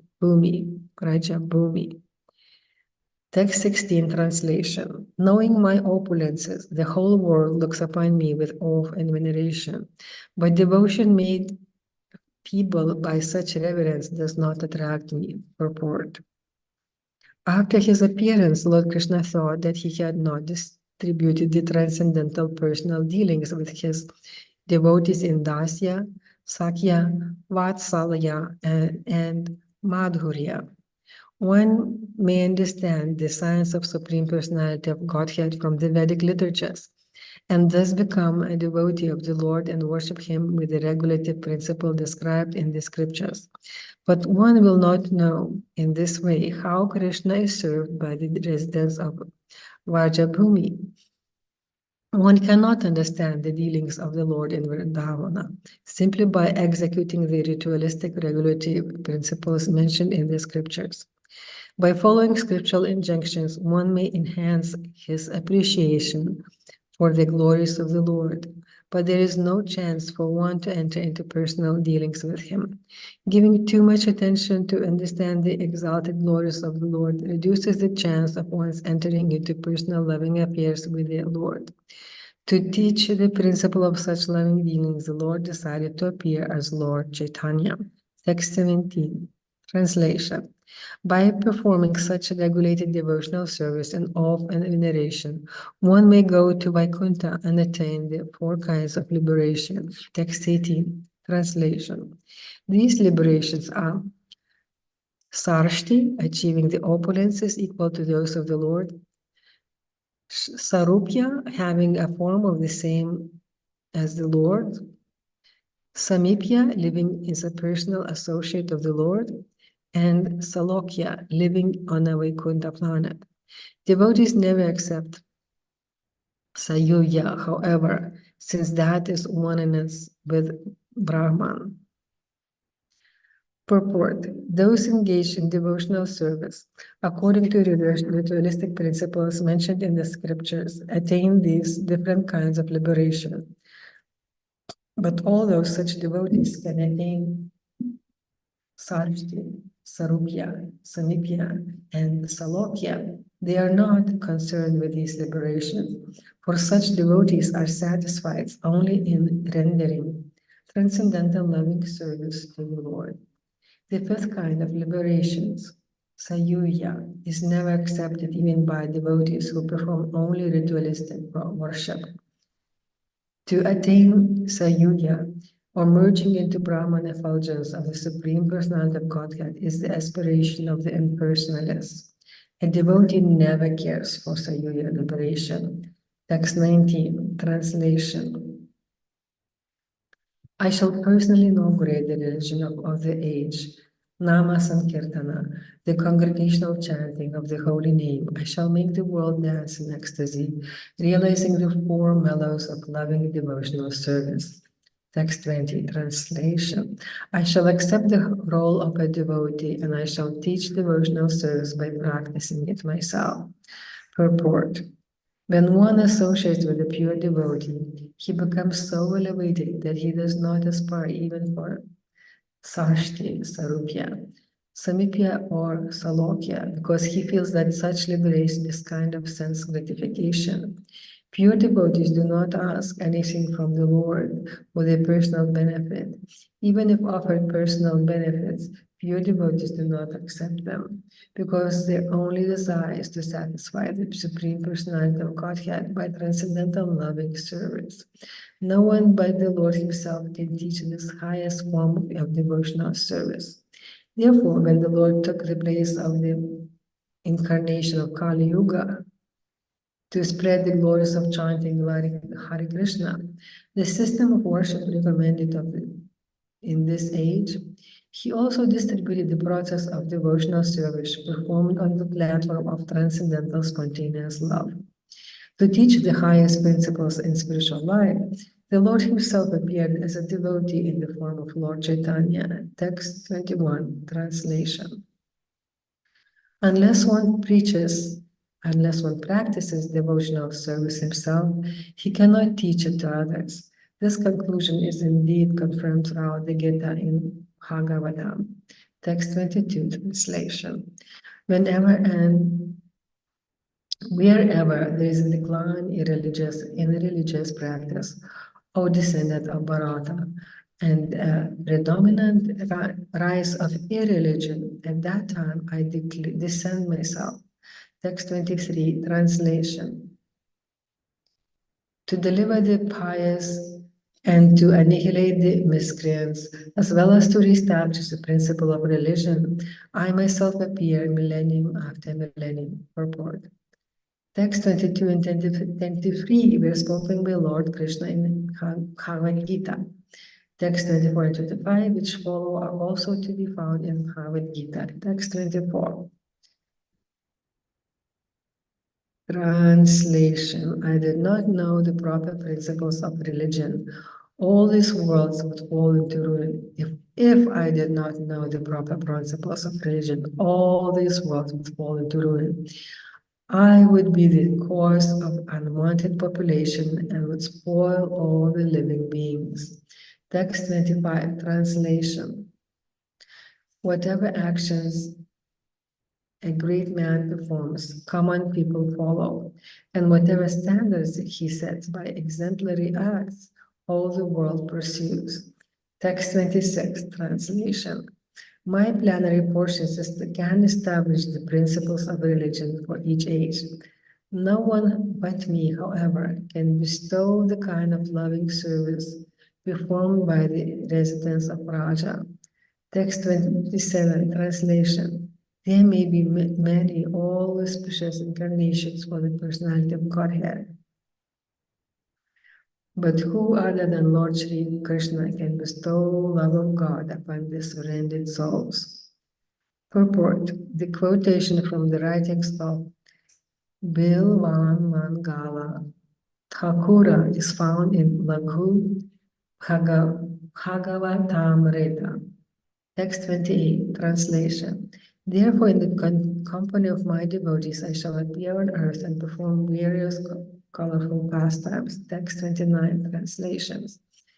Thinking this, the personality of Godhead, Sri Krishna himself, descended at Nadia early in the age of Kali. Purport, the Sangya is the beginning of the age. According to astronomical calculation, the age is divided into 12 parts. The first of these 12 divisions is known as Pradhama Sankhya. The Pradhama Sankhya and Shesha Sankhya, last division of the preceding age, form the junction of the two ages. According to Surya Siddhanta, the Mahatma Sankhya of Kali Yuga lasts 36,000 solar years. Lord Chaitanya appeared in the Pradhama Sankhya after 4,586 solar years of Kali Yuga had passed. Text 30 translation. Thus the lion-like Lord Chaitanya has appeared in Navadvipa. He has the shoulders of a lion, powers of a lion, and the loud voice of a lion. Text 31 translation. May that lion be seated in the core of the heart of every living being. Thus, with his resounding roar, may he drive away one's elephantine vices. Text 32 translation. In his early pastimes, he is known as Vishwamkhara because he floods the world with nectar of devotion and thus saves the living beings. Text 33 translation. The verbal root dukran, which is the root of the word Vishwamkhara, indicates nourishing and maintaining. The Lord Chaitanya nourishes and maintains the three worlds by distributing love of God. Text 34 translation. In his later pastimes, he is known as Sri Krishna Chaitanya. He blesses the whole world by teaching about the name and the fame of Lord Sri Krishna. Purport. Lord Chaitanya remained a householder only until his 24 years has passed. Then he entered the renounced order and remained manifest in his material world until his 48th year. Therefore, his Shesa Lila, or the final portion of his activities, lasted 24 years. Some so-called Vaishnavas say that the renounced order of life was not accepted in Vaishnava Sampradaya or disciplic succession until Lord Chaitanya. This is not very intelligent proposition. Sri Caitanya Mahaprabhu took the sannyas order from Shripada Keshava Bharati, who belonged in Sankirtana sect, which approves of only 10 days for sannyasis. Long before the advent of Shripada Shankara Acharya, however, the sannyasa order existed in the Vaishnava line of Vishnu Swami. The Vishnu Swami Vaishnava Sampradaya, there are 10 different kinds of sannyasa names and 108 different names for sannyasis who accept the Tridanda, the triple staff of sannyasa. This is approved by the Vedic rules. Therefore, Vaishnava sannyasa existed even before the appearance of Shankaracharya, although those who know nothing about Vaishnava sannyasa unnecessarily declare that there is no sannyasa in the Vaishnava sampradaya. During the time of Lord Chaitanya, the influence of Shankaracharya in society was very strong. People thought that one could accept sannyas only in the disciple succession of Shankaracharya. Lord Chaitanya could have performed his missionary activities as a householder, but he found householder life an obstruction to his mission.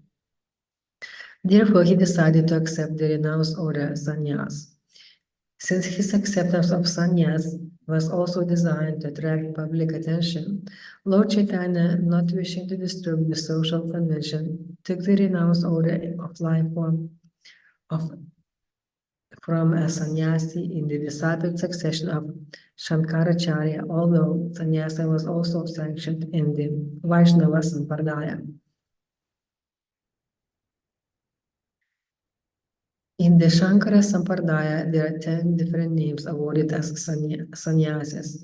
1 Tirtha, 2 Ashrama, 3 Vana, 4 Aranya, 5 Giri, 6 Parvata, 7 Sagara, 8 Saraswati, 9 Bharati, and 10 Puri. Before one enters sannyasa, he has one of the various names for brahmachari, one assistant to a sannyasi. Sannyasis with titles Tirtha and Ashrama generally stay at Dwaraka, and their brahmachari name is Surita. Those known by the names of Vana and Aranya stay at Purushotama, or Jagannatha Puri, and their brahmachari name is Prakasha. Those in the name of Giri, Parvata, and Sagara generally stay at Badarikashra Shirama, and their brahmachari name is Ananda. Those with the titles Saraswati, Bhari, and Puri usually live at Sringeri in South India, and their brahmachari name is Chaitanya. Shripada Shankaracharya established 4 monasteries in India and in the 4 directions, north, south, east, and west. And he entrusted them to 4 sannyasis who were his disciples. Now there are hundreds of branch monasteries under these 4 principal monasteries. And although there is an official symmetry among them, there are many differences in their dealings. The 4 different sects of these monasteries are known as Anandavara, Khogavara, Kitavara, and Bhumivara. In the course of time, they have developed different ideas and different slogans. According to the regulation of disciplic succession, one who wishes to enter a renounced order of Shankara sect must be first trained as a brahmachari under bona fide sannyasi. The brahmachari's name is asserted according to the group to which the sannyasi belongs. Lord Chaitanya accepted sannyas from Keshava Bharati. When he first approached Keshava Bharati, he was accepted as a brahmachari with the name Shri Krishna, Caitanya Brahmachari. After he took sannyas, he preferred to keep name Krishna Chaitanya. The great authorities in the disciplic succession had not offered to explain why Lord Chaitanya refused to take the name Bharati after he took sannyas from the Bharati. Until Srila Bhaktisiddhanta Saraswati Goswami Maharaj volunteered the explanation that because of sannyasi and Shankara Sampradaya thinks that he has become the supreme, Lord Chaitanya, wanting to avoid such a misconception, kept the name of Sri Krishna Chaitanya, placing himself as an eternal servitor. A brahmachari is supposed to serve the spiritual master. Therefore, he did not negate that relationship of servitude to his spiritual master. Accepting such position is favorable for the relationship between the disciple and the spiritual master. The authentic biographies also mention Lord Chaitanya accepted the danda and begging or symbolic of the sannyasi order at the time he took sannyas. Text 35, translation. Knowing him, Lord Chaitanya, to be incarnation for Kali Yuga, Garga Muni, during the naming ceremony of Krishna, predicted his appearance. Text 36, translation. This boy, Krishna, has three other colors, white, red, and yellow, as he appears in different ages. Now he has appeared in a transcendental blackish color. Purport. This is a verse from Srimad Bhagavatam. Text 37, translation. White, red, and yellow, these are the three bodily lusters that the Lord, the husband of the goddess of fortune, assumes in the age of Satya, Treta, and Kali, respectively. Text 38, translation. Now in Dvapara Yuga, the Lord had descended in a blackish hue. This is the essence of the statements in the Puranas and other Vedic literatures with reference to the context. Text 39, translation. In the Dvapara Yuga, the personality of Godhead appears in a blackish hue. He is dressed in yellow, he holds his own weapons, and he is decorated with Kaustubha jewel and marks of Srivatsa. This is how his symptoms are described. Purport. This is a verse from Srimad Bhagavatam 11.527, spoken by Caitanya, one of the 9 royal mystics, who explained King Nimi the different features of the Lord in different ages. Text 10, translation. The religious principle for the age of Kali is to broadcast the glories of the holy name. Only for this purpose has the Lord in a yellow color descended as Lord Caitanya. Purport. In this age of Kali, the practical system of religion for everyone is the chanting of the name of Godhead. This was introduced in this age by Lord Caitanya. Bhakti Yoga actually begins with chanting of the holy name, as confirmed by Madhvacharya in his commentary to the Mundana Upanishad. He quotes this verse from the Narayana Samhita.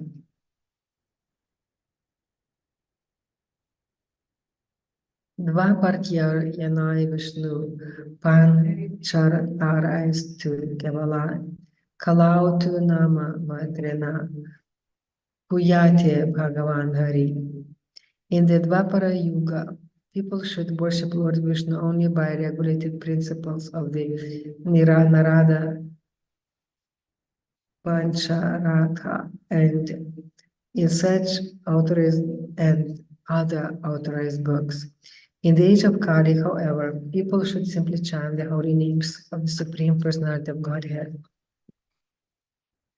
The Hare Krishna mantra is specifically mentioned in many Upanishads, such as Kali Santarana Upanishad, where it is said, Hare Krishna, Krishna Krishna, Hare Hare, Hare Rama, Rama Rama, Hare Hare. Iti Shoda Shakam Nam Kali Kalmasha Nashanam Natah Parata Ropaya Sarvavadeshu Darshya Te. After searching through all the Vedic literature, one cannot find a method of religion more sublime for this age than the chanting of Hare Krishna. Text 41, translation. The luster of his expansive body resembles molten gold. The deep sound of his voice conquers the thundering of newly assembled cloud. Text 42, translation. One who measures 4 cubits in height and in breadth by his own hand and is celebrated as a great personality. Text 43, translation. Such a person is called Nyagrodha Parimandala. Sri Caitanya Mahaprabhu, who personifies all good qualities, has the body of Nyagrodha Parimandala. Purport. No one other than Supreme Lord himself, who has engaged in conditioned soul by his own illusionary energy, can possess these bodily features. These features certainly indicate an incarnation of Vishnu and no one else. Text 44, translation. His arms are long enough to reach his knees, his eyes are just like lotus flowers, his nose is like sesame flower, and his face is beautiful as the moon. Text 45, translation. He is peaceful, self-controlled, and fully devoted to the transcendental service of Sri Krishna. He is affectionate toward his devotees, he is gentle, and he is equally disposed toward all living beings. Text 46 translation. He is discovered that he is decorated with sandalwood bangles and armlets and anointed with the pulp of sandalwood. He especially wears these decorations to dance in Sri Krishna Sankirtana. Text 47 translation. Recording of all these qualities of Lord Chaitanya, the sage Vaishampayana included his name in the Vishnu Sahasram Nama. Text 18 translation. The pastimes of Lord Chaitanya have two divisions: the early pastimes Adi Lila and the later pastimes Shesa Lila. He has 4 names in each of these 2 Leelas. Text 49 translation. In his early pastimes, he appears as a householder with a golden complexion. His limbs are beautiful, and his body is made with pulp of sandalwood, seems like molten gold.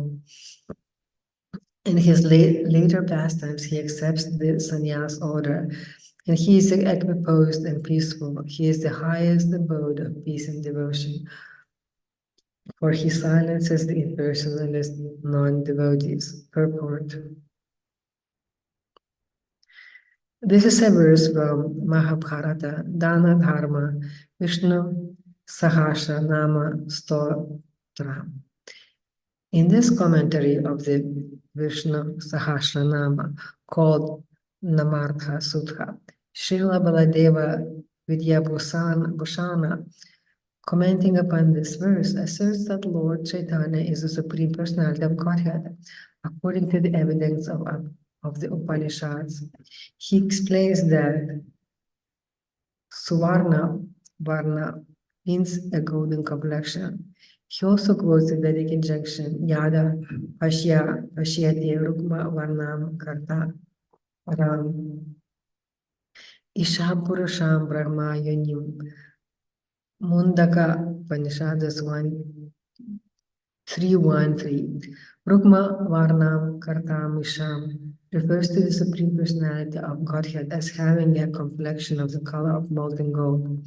Purusha means the Supreme Lord, and Brahma Yoni indicates that he is also the Supreme Brahman. This evidence too proves that Lord Chaitanya is the Supreme Personality of Godhead Krishna. Another meaning of the description of the Lord is as having a golden hue is that Lord Chaitanya's personality is as fascinating as gold and is attractive. Srila Baladeva Vidyabhusana has explained that the word Varanga means exquisitely beautiful. Lord Chaitanya accepted sannyas, leaving aside his householder life to preach his mission. He has equanimity in different senses.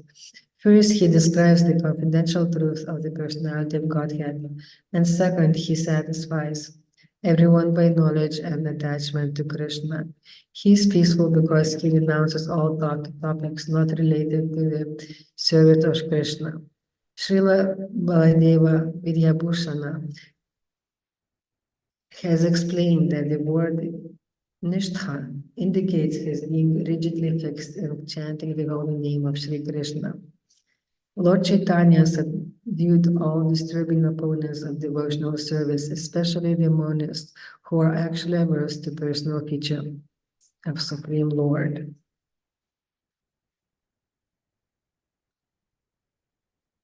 Text 50, translation.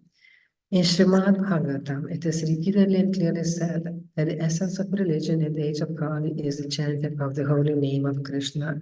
Text 51, translation.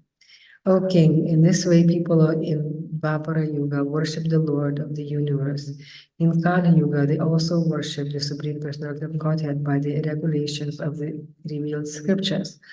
Kindly now hear of that from me. Purport. This verse is spoken by Saint Karabhayana in Srimad Bhagavatam 11.331. Text 52, translation. In the age of Kali, intelligent persons perform congregational chanting to worship the incarnation of Godhead, who constantly sings the name of Krishna. Although his complexion is not blackish, he is Krishna himself. He is accompanied by his associates, servants, weapons, and confidential companions. Purport. This text is from Srimad Bhagavatam 11.532. Srila Jiva Goswami has explained this verse in his commentary on the Bhagavatam, known as the Krama Sandarbha, wherein he says that Lord Krishna also appears with a golden complexion.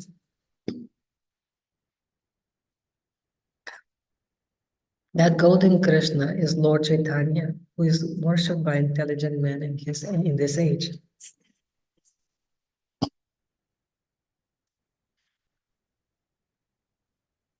That is confirmed in Srimad Bhagavatam by Garga Muni, who said that although the child Krishna was blackish, he also appears in 3 other colors, red, white, and yellow.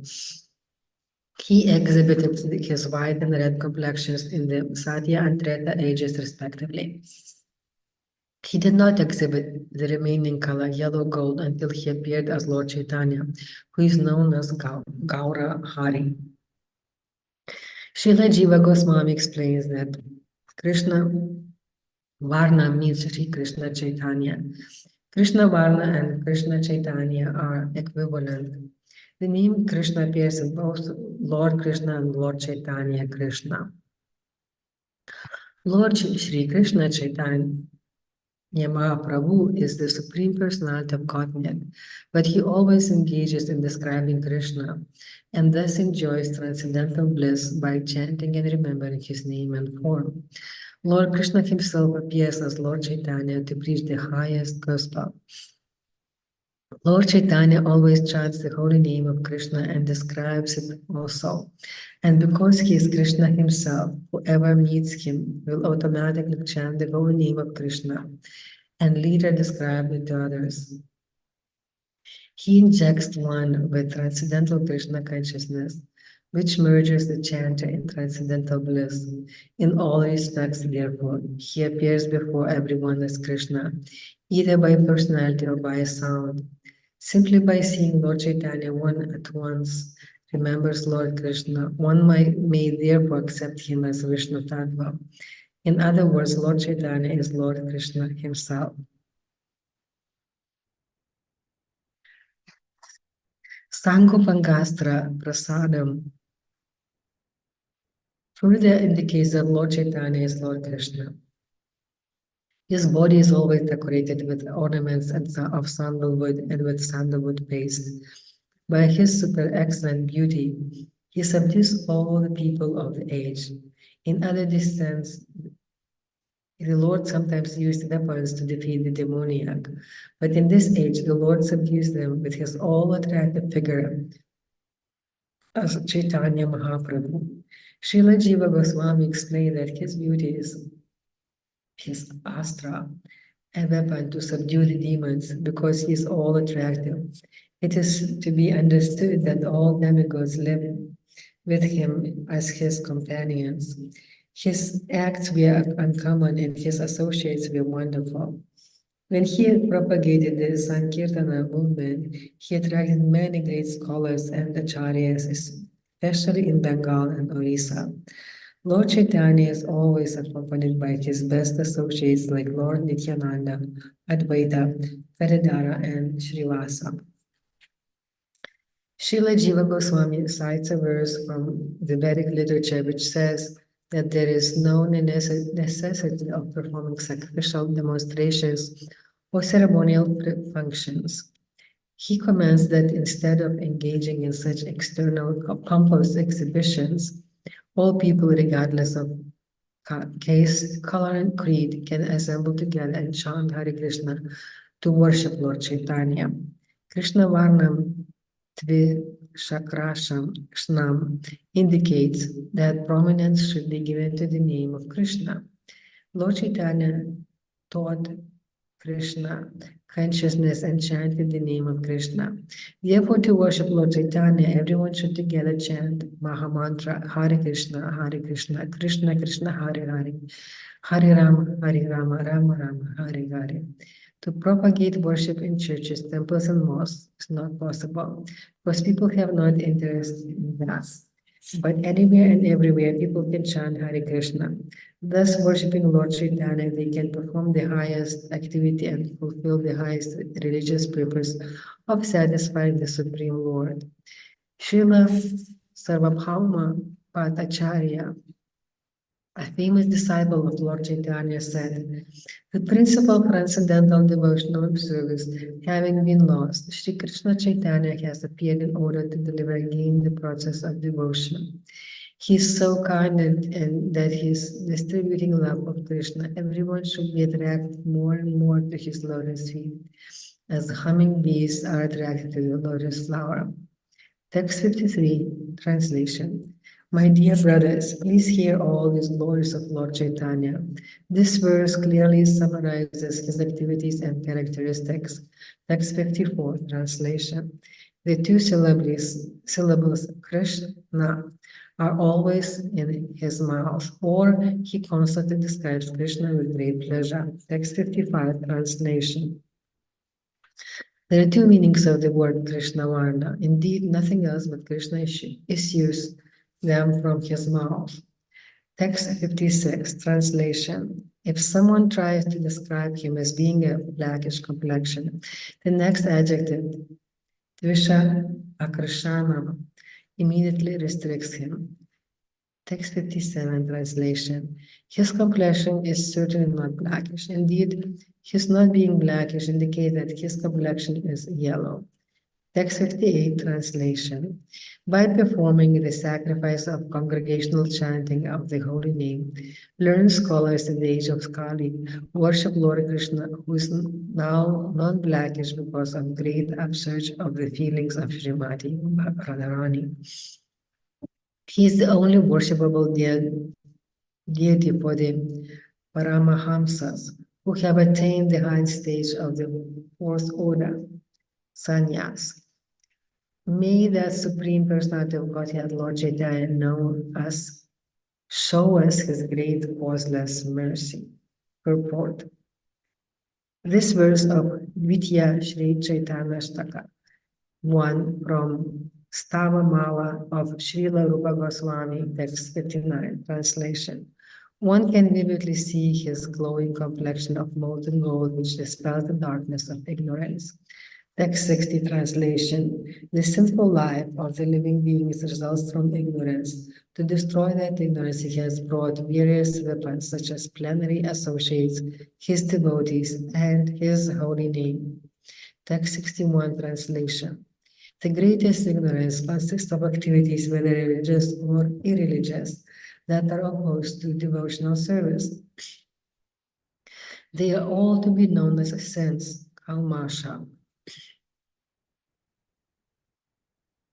Text 62, translation. Raising his arms, chanting the holy name, and looking upon all with deep love, he drives away all sins and floods, everyone with love of God. Text 63, translation.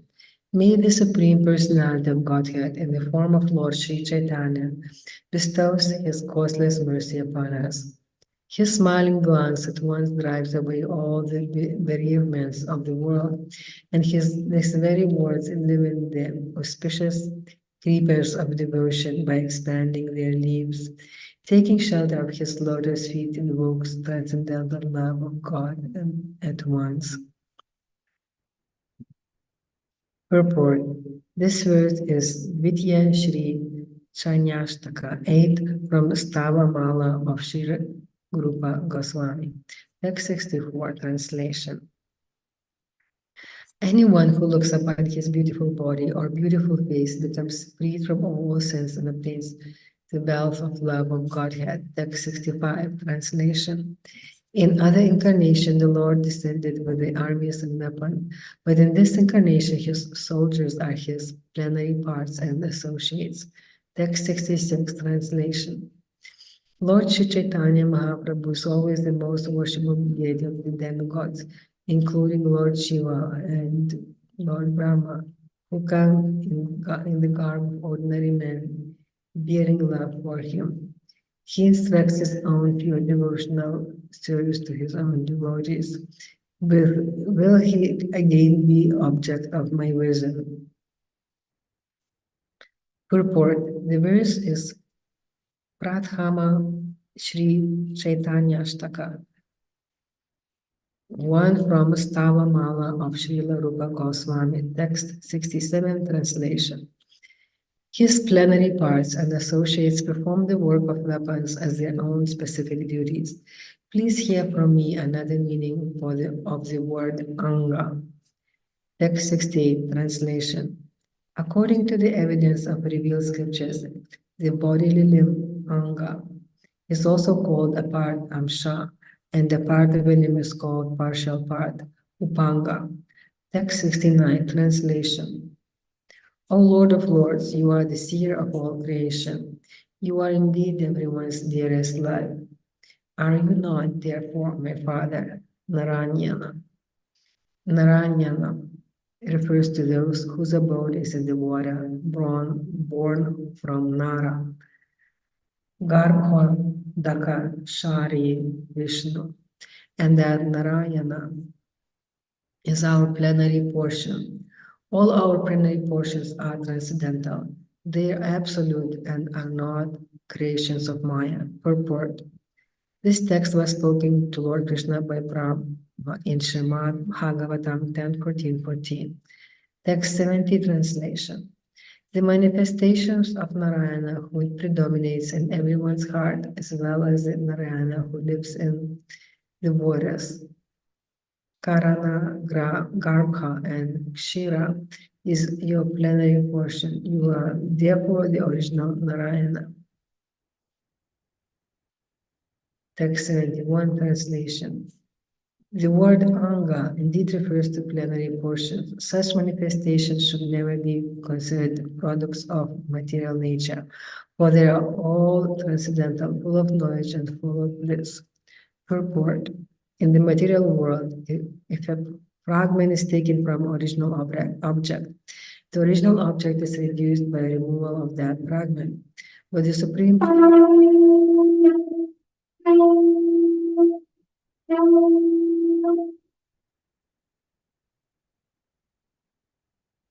Personality of Godhead is not at all affected by the action of Maya.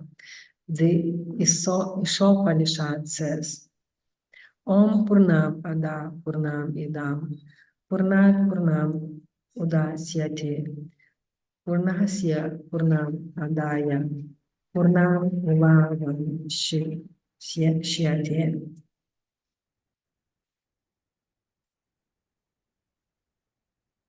The personality of Godhead is perfect and complete, and because he is completely perfect, all emanations from him, such as phenomenal world, are perfectly equipped as complete wholes. Whatever is produced of the complete whole is also complete in itself, because he is the complete whole. Even though so many complete units emanate from him, he remains the complete balance. Shri Ishopanishad invocation. In the realm of the Absolute, 1 + 1 = 1, and 1 - 1 = 1. Therefore, one should not conceive of a fragment of the Supreme Lord in the material sense. In the spiritual world, there is no influence of the material energy or material calculations of fragments. In the 15th chapter of the Bhagavad Gita, the Lord says that the living entities are his parts and parcels. There are innumerable living entities throughout the material and spiritual universes, but still Lord Krishna is full in himself. To think that God has lost his personality because his many parts and parcels are distributed all over the universe is an illusion. That is a material calculation. Such calculations are possible only under the influence of the material energy, Maya. In the spiritual world, the material energy is conspicuous only by its absence. In the category of Vishnu Tattva, there is no loss of power from one expansion to the next. any more than there is a loss of illumination as one candle kindles another. Thousands of candles may be kindled by an original candle, and all will have the same candle power. In this way, it is to be understood that although all the Vishnu Tattvas, from Krishna the Lord and Lord Chaitanya to Rama, Nisimha, Varaha, and so on, appear with different features in different ages, all are equally invested in the supreme potency. Demigods such as Lord Brahma and Lord Shiva come in contact with the material energy, and their power and potency are therefore of different gradations. All the incarnations of Vishnu, however, are equal in potency, for the influence of Maya cannot even approach them.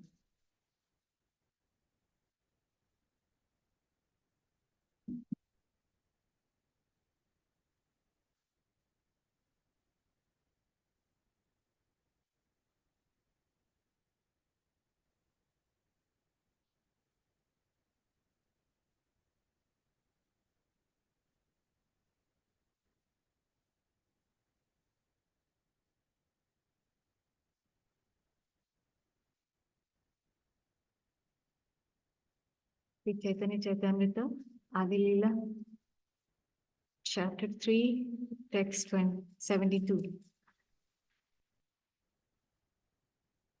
Sri Advaita Prabhu and Sri Nityananda Prabhu are both plenary portions of Lord Chaitanya. Thus, they are the limbs, angas, of his body. The parts of these two limbs are called the Upa Angas. 73. Thus, the Lord is equipped with sharp weapons in the form of his parts and plenary portions. All these weapons are competent enough to crush the faithless atheists. Purport. One can vividly, this is the verse in Dvitiya Sri Chaitanyashtaka 1 from the Stavamala of Srila Rupa Goswami.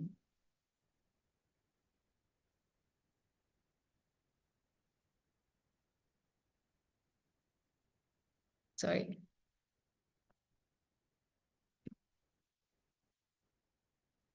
Text 73, sorry.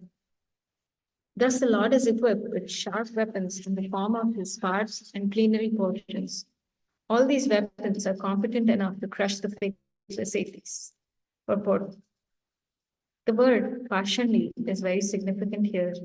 One who compares the Supreme Personality of Godhead to the demigods is known as partially. Partially try to bring the Supreme Lord down to a mundane level. Sometimes they create their own imaginary God or accept an ordinary person as God and advertise him as equal to the Supreme Personality of Godhead. They are so foolish that they present someone as the next incarnation of Lord Chaitanya or Krishna, although his activities are all contrary to those of a genuine incarnation, and thus they fool the innocent public. One who is intelligent and who studies the characteristics of the Supreme Personality of Godhead with the reference to the Vedic context cannot be bewildered by the Parshandis. Parshandis or atheists cannot understand the pastimes of the Supreme Lord or transcendental loving service to the Lord. They think that devotional service is no better than ordinary fruitive activities, karma. As the Bhagavad Gita confirms, however, the Supreme Personality of Godhead and his devotees, saving the righteous and chastising the miscreants, Paritranaya sadhunam, vinashaya cha dushkritam, always curb these nonsensical atheists. Miscreants always want to deny the Supreme Personality of Godhead and put stumbling blocks in the path of devotional service. The Lord sends his bona fide representatives and appears himself to curb this nonsense. Text 74. Sri Nityananda Gosai is directly Haladhar, Lord Balaram, and Advaita Acharya is the personality of Godhead himself. 75. These two captains with their soldiers, such as Shiva's Thakur, travel everywhere, chanting the holy name of the Lord. 76. Lord Nityananda's varied features indicate that he is the subduer of the unbelievers. All sins and unbelievers flee from the loud shouts of Advaita Acharya. 77. Lord Sri Krishna Chaitanya is the initiator of Sankirtan, congregational chanting of the holy name of the Lord. One who worships him through Sankirtan is fortunate indeed. 78. Such a person is truly intelligent, whereas others who have but a poor fund of knowledge must endure the cycle of repeated birth and death. Of all sacrificial performances, the chanting of the Lord's holy name is the most sublime. Purport. Lord Sri Chaitanya Mahaprabhu is the father and inaugurator of the Sankirtan movement. One who worships him by sacrificing his life, money, intelligence, and words for the Sankirtan movement is recognized by the Lord and endowed with his blessings. All others may be said to be foolish, for all sacrifices in which a man may apply his energy, the sacrifice made for the Sankirtan movement is the most glorious. 79. One who says that 10 million Ashwamedha sacrifices are equal to the chanting of the holy name of Lord Krishna is undoubtedly an atheist. He is surely to be punished by Yamaraj. Purport. In the list of the 10 kinds of offenses in chanting the holy name of the Supreme Personality of Godhead, Hare Krishna, the 8th offense is Dharma Rata Tyaga Uttadi Sarva Shubha Karya Samya Api Pramada. One should never consider chanting of the holy name of Godhead equal to pious activities like giving charity to brahmanas or saintly persons, opening charitable institutions, distributing free food, and so on. The results of pious activities do not equal the result of chanting the holy name of Krishna. The Vedic scriptures say, even if one distributes 10 million cows in charity during an eclipse of the sun, lives on the confluence of the Ganges and Yamuna for millions of years, or gives a mountain of gold in sacrifice to the Brahmanas, he does not earn 1/100th part of the merit derived from chanting Hare Krishna. In other words, one who accepts the chanting of Hare Krishna to be some kind of pious activity is completely misled. Of course, it is pious, but the real fact is that Krishna and his name being transcendental are far above all mundane pious activity. Pious activity is on the material platform, but chanting of the holy name of Krishna is completely on the spiritual plane. Therefore, all the Parshanlis do not understand this pious activities can never be compared to the chanting of the holy name. 80. In the auspicious introduction to the Bhagavata Sandarbha, Srila Jiva Goswami has given the following verse as an explanation. 81. I take shelter of Lord Sri Krishna Chaitanya Mahaprabhu, who is outwardly of a fair complexion, but is inwardly Krishna himself. In this age of Kali, he displays his expansions, his angas and upangas, by performing congregational chanting of the holy name of the Lord. Purport. Srila Jiva Goswami has placed the verse from Srimad Bhagavatam quoted in text 52, Krishna Varnam Tvisha Krishnam, as the auspicious introduction to his Bhagavata Sandarbha or Sat Sandarbha. He has composed this text 81, which is in effect an explanation of the Bhagavatam verse as the second verse of the same work. The verse from Srimad Bhagavatam was enunciated by Karabhajana, one of the 9 great sages, and it is elaborately explained by the Sarva Sambhadini, Jiva Goswami's commentary on his own Satsandarbha. Anta Krishna refers to one who is always thinking of Krishna. This attitude is a predominant feature of Srimati Radharani. Even though many devotees always think of Krishna, none can surpass the gopis among whom Radharani is the leader in thinking of Krishna. Radharani's Krishna consciousness surpasses that of all other devotees. Lord Chaitanya accepted the position of Srimati Radharani to understand Krishna. Therefore, he is always thinking of Krishna in the same way as Radharani. By thinking of Lord Krishna, he always overlapped Krishna. Sri Chaitanya Mahaprabhu, who was outwardly very fair, with a complexion like molten gold, simultaneously manifested his eternal associates, opulences, expansions, and incarnations. He preached the process of chanting Hare Krishna, and those who are under his lotus feet are glorious. 82. In the Upapuranas, we hear Sri Krishna showing his mercy to Vyasadeva by speaking to him as follows. 83. O learned Brahmana, sometimes I accept the renounced order of life to induce the fallen people of the age of Kali to accept devotional service to the Lord. 84. Srimad Bhagavatam, the Mahabharata, the Puranas, and other Vedic literatures all give evidence to prove that Lord Sri Krishna Chaitanya Mahaprabhu is the incarnation of Krishna. 85. One can also directly see Lord Chaitanya's manifest influence in his uncommon deeds and uncommon Krishna conscious realization. 86. But faithless unbelievers do not see what is clearly evident, just as owls do not see the rays of the sun. 87. O my Lord, those influenced by demoniac principles cannot realize you, although you are clearly the supreme by dint of your exalted activities, forms, character, and uncommon power, which are confirmed by all the revealed scriptures in the quality of goodness and the celebrated transcendentalists in the divine nature. Purport. This is the verse from the Stotra Ratna of Yamunacharya, the spiritual master of Ramanujacharya.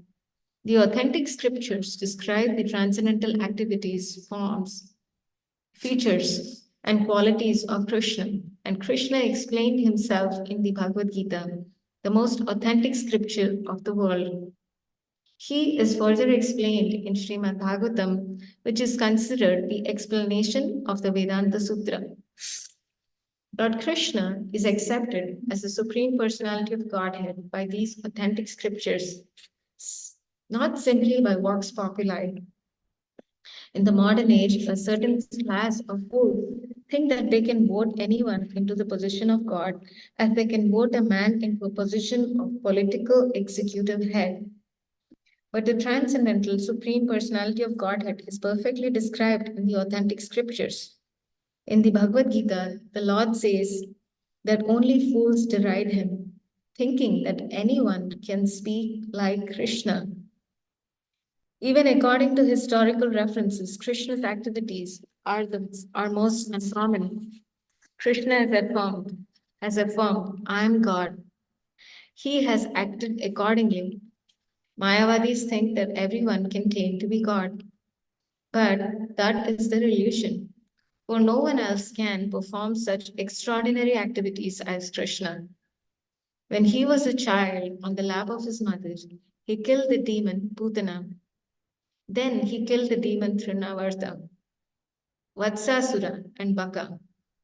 When he was a little more grown up, he killed the demons Aghasura and Rishabhasura. Therefore, God is God from the very beginning. The idea that someone can become God by meditation is ridiculous.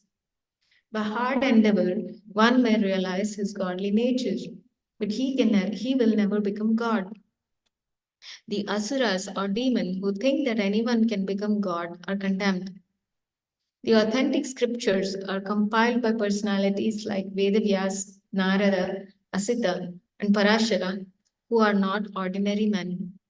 All the followers of the Vedic way of life have accepted these famous personalities, whose authentic scriptures conform to the Vedic literature. Nonetheless, the demoniac do not believe their statements and they purposely oppose the Supreme Personality of Godhead and his devotees. Today, it is fashionable for common men to write whimsical words as so-called incarnations of God and be accepted as authentic by other common men. This demoniac mentality is condemned in the 7th chapter of the Bhagavad Gita, wherein it is said that those who are miscreants and the lowest of mankind, who are fools and asses, cannot accept the Supreme Personality of Godhead because of their demoniac nature. They are compared to ulukas or owls who cannot open their eyes in the sunlight. Because they cannot bear the sun, they hide themselves from it and never see it. They cannot believe that there is such illumination. Text 88. Lord Shri Krishna tries to hide himself in various ways, but nonetheless, his pure devotees know him as he is. 89. O my Lord, everything within material nature is limited by time, space, and thought. Your characteristics, however, being unequaled and unsurpassed, are always transcendental to such limitations. You sometimes cover such characteristics by your own energy, but nonetheless, your unalloyed devotees are always able to see you under all circumstances. Purport. This verse is also quoted from the Stotra Ratna of Yamunacharya. Everything covered by the influence of Maya is within the limited boundaries of space, time, and thought. Even the greatest manifestation cannot conceive the sky, also has limitations. From the authentic scriptures, however, it is evident that beyond the sky is a covering of 7 layers, each 10 times thicker than the one preceding it. The covering layers are vast, but with or without coverings, space is limited. Our power to think about space and time is also limited.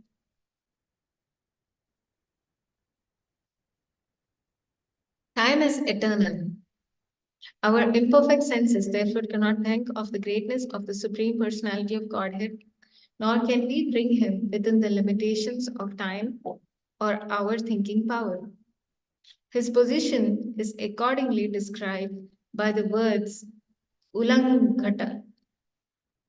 He is transcendental to space, time, and thought. Although he appears within them, he exists transcendently. Even when the Lord's transcendental existence is disguised by space, time, and thought. However, pure devotees of the Lord can see him in his personal features beyond space, time, and thought. In other words, even though the Lord is not visible to the eyes of ordinary men, those who are beyond the covering layers, because of the transcendental devotional service, can still see him. The sun may appear to be covered by a cloud, but actually it is the eye of the tiny people below the cloud that are covered, not the sun. If those tiny people rose above the cloud in a plane, they could see then the sunshine and the sun without impediment. Similarly, although the covering of Maya is very strong, Lord Krishna says in Bhagavad Gita, this divine energy of mind, consisting of the 3 modes of material nature, is difficult to overcome. But those who have surrendered unto me can easily cross beyond it. To surpass the influence of the illusory energy is very difficult. But those who are determined to catch hold of the lotus feet of the Lord are freed from the clutches of Maya. Therefore, pure devotees can understand the Supreme Personality of Godhead. But demons, because of their miscreant behavior, cannot understand the Lord, in spite of seeing many revealed scriptures and uncommon activities of the Lord. 90. Those whose nature is demoniac cannot know Krishna at any time, but he cannot hide himself from his pure devotees. Purport. People who develop the nature of asuras, like Ravana and Hiranyakashipu, can never know Krishna, the personality of Godhead, by challenging the authority of Godhead. But Sri Krishna cannot hide himself from his pure devotees. 91. There are two classes of men in the created world. One consists of the demoniac and the other of the godly. The devotees of the Lord are the godly, whereas those who are just the opposite, are called the demons. Purport. This is the verse from the Padma Purana. Vishnu Bhaktas, or devotees in Krishna consciousness, are known as demigods.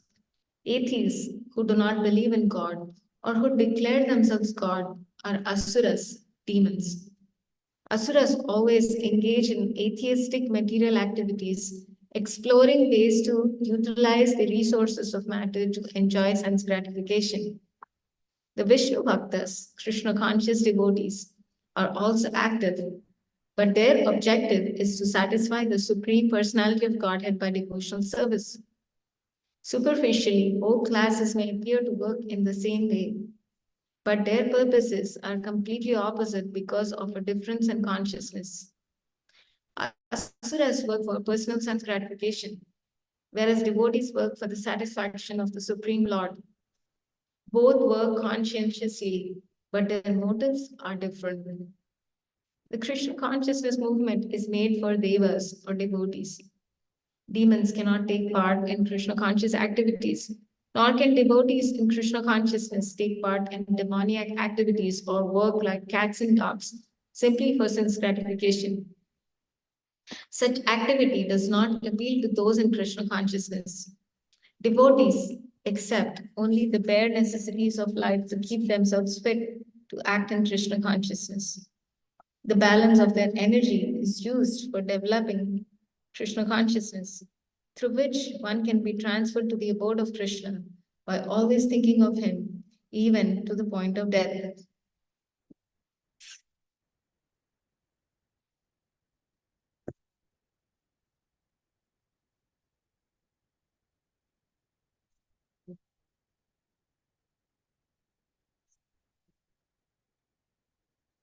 Advaita Acharya Goswami is an incarnation of the Lord as a devotee. His loud calling was the cause for Krishna's incarnation.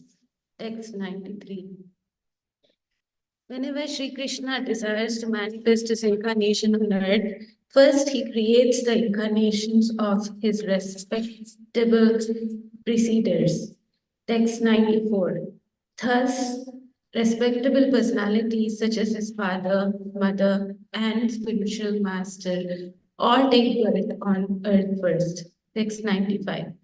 Madhavendra Puri, Ishwar Puri, Srimati Sachi Mata, and Srila Jagannath Mishra all appeared with Sri Advaita Acharya. Text 96. Advaita Acharya, having appeared, he found the world devoid of devotional service to Sri Krishna because people were engrossed in material affairs. 97. Everyone was engaged in material enjoyment, whether sinfully or virtuously. No one was interested in the transcendental service of the Lord, which can give total relief from the repetition of birth and death. Text 98.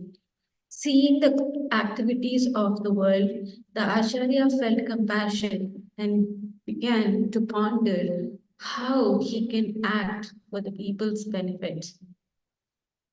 Text 99. Advaita Acharya thought, if Sri Krishna was to appear as an incarnation, he himself could preach devotion by his personal example. Text 100. In this age of Kali, there is no religion other than the chanting of the holy name of the Lord. But how in this age will the Lord appear as an incarnation? Text 101. I shall worship Krishna in a purified state of mind. I shall constantly petition him in humbleness. 102. My name Advaita will be fitting if I am able to introduce Krishna to inaugurate the movement of the chanting of the holy name. Text 103. While he was thinking about how to propitiate Krishna by worship, the following verse came to his mind. 104. Sri Krishna, who is very affectionate towards his devotees, sells himself to the devotee, who offers him merely a tulsi leaf and a palm full of water. This is the verse from Caritamrta. Translation. Advaita Acharya considered the meaning of the verse in this way. Not finding any way to repay the debt he owes to one who offers him a tulsi leaf and water, Lord Sri Krishna thinks, there is no wealth in my possession that is equal to a tulsi leaf and water. Text 107. Thus the Lord liquidates the debt by offering himself to the devotee. Considering in this way, the Acharya began worshipping the Lord. Text 108. Thinking of the lotus feet of Sri Krishna, he constantly offered tulsi bee in water from the Ganges. Text 109. He appealed to Lord Krishna with loud calls and thus made it possible for Krishna to appear. Text 110. Therefore, the principal reason for Sri Chaitanya's descent is this appeal by Advaita Acharya. The Lord, the protector of religion, appears by the desire of his devotee.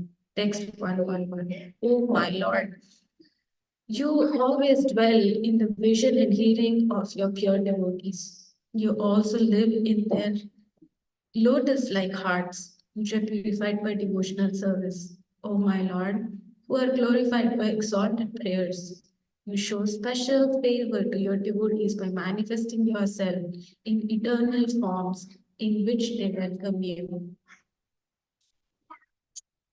Text 112. The essence of the meaning of this verse is that Lord Krishna appears in all his innumerable eternal forms because of the desires of his pure devotees. Text 113. Thus I have surely determined the meaning of the fourth verse. Lord Gauranga, Lord Chaitanya appeared as an incarnation to preach unalloyed love of God. Text 114. Praying at the lotus feet of Sri Rupa and Sri Raghunath, always desiring their mercy, I, Krishna Das, narrate Sri Chaitanya Charitamrta, following in their footsteps.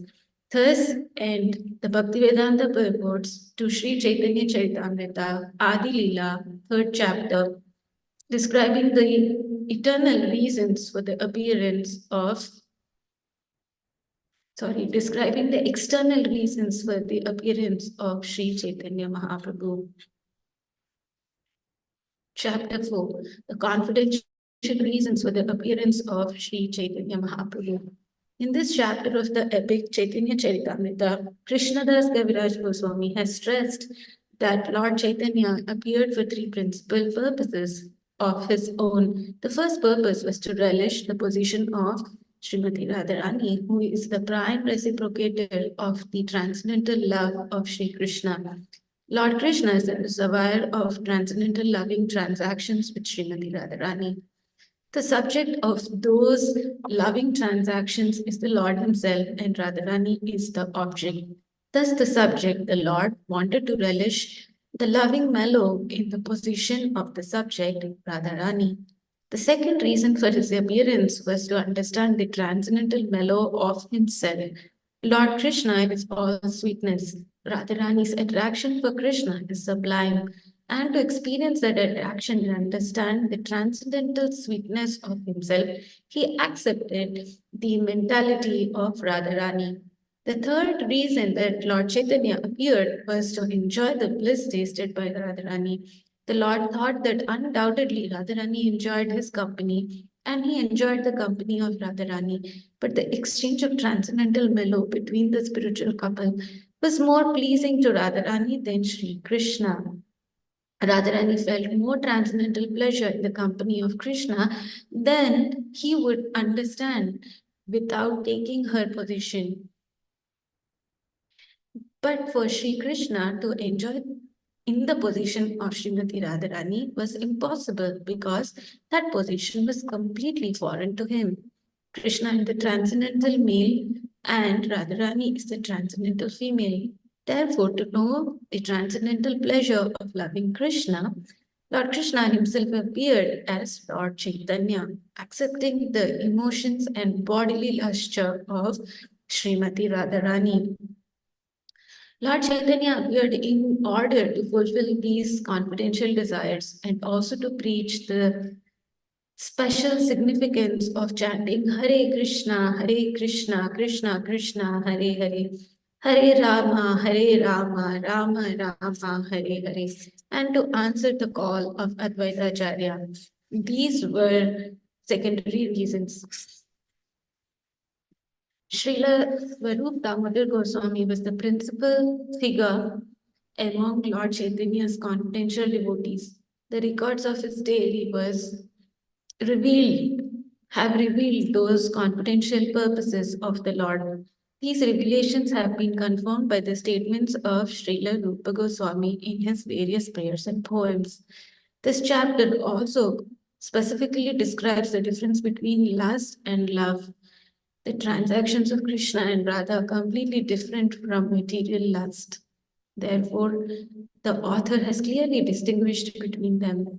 Text 1. By the mercy of Lord Chaitanya Mahaprabhu, even a foolish child can fully describe the real nature of Lord Krishna, the enjoyer of the pastimes of Braja, according to the vision of the revealed scriptures. Text 2. All glory to Lord Chaitanya Mahaprabhu, all glories to Lord Nityananda, all glory to Sri Advaita, and all glory to all the devotees of Lord Chaitanya.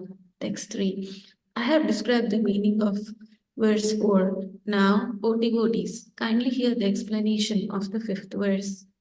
Text 4. Just to explain the original verse, I shall first suggest its meaning. Text 5.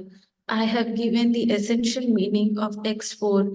This incarnation, Sri Chaitanya Mahaprabhu, descends to propagate the chanting of the holy name and spread love of God.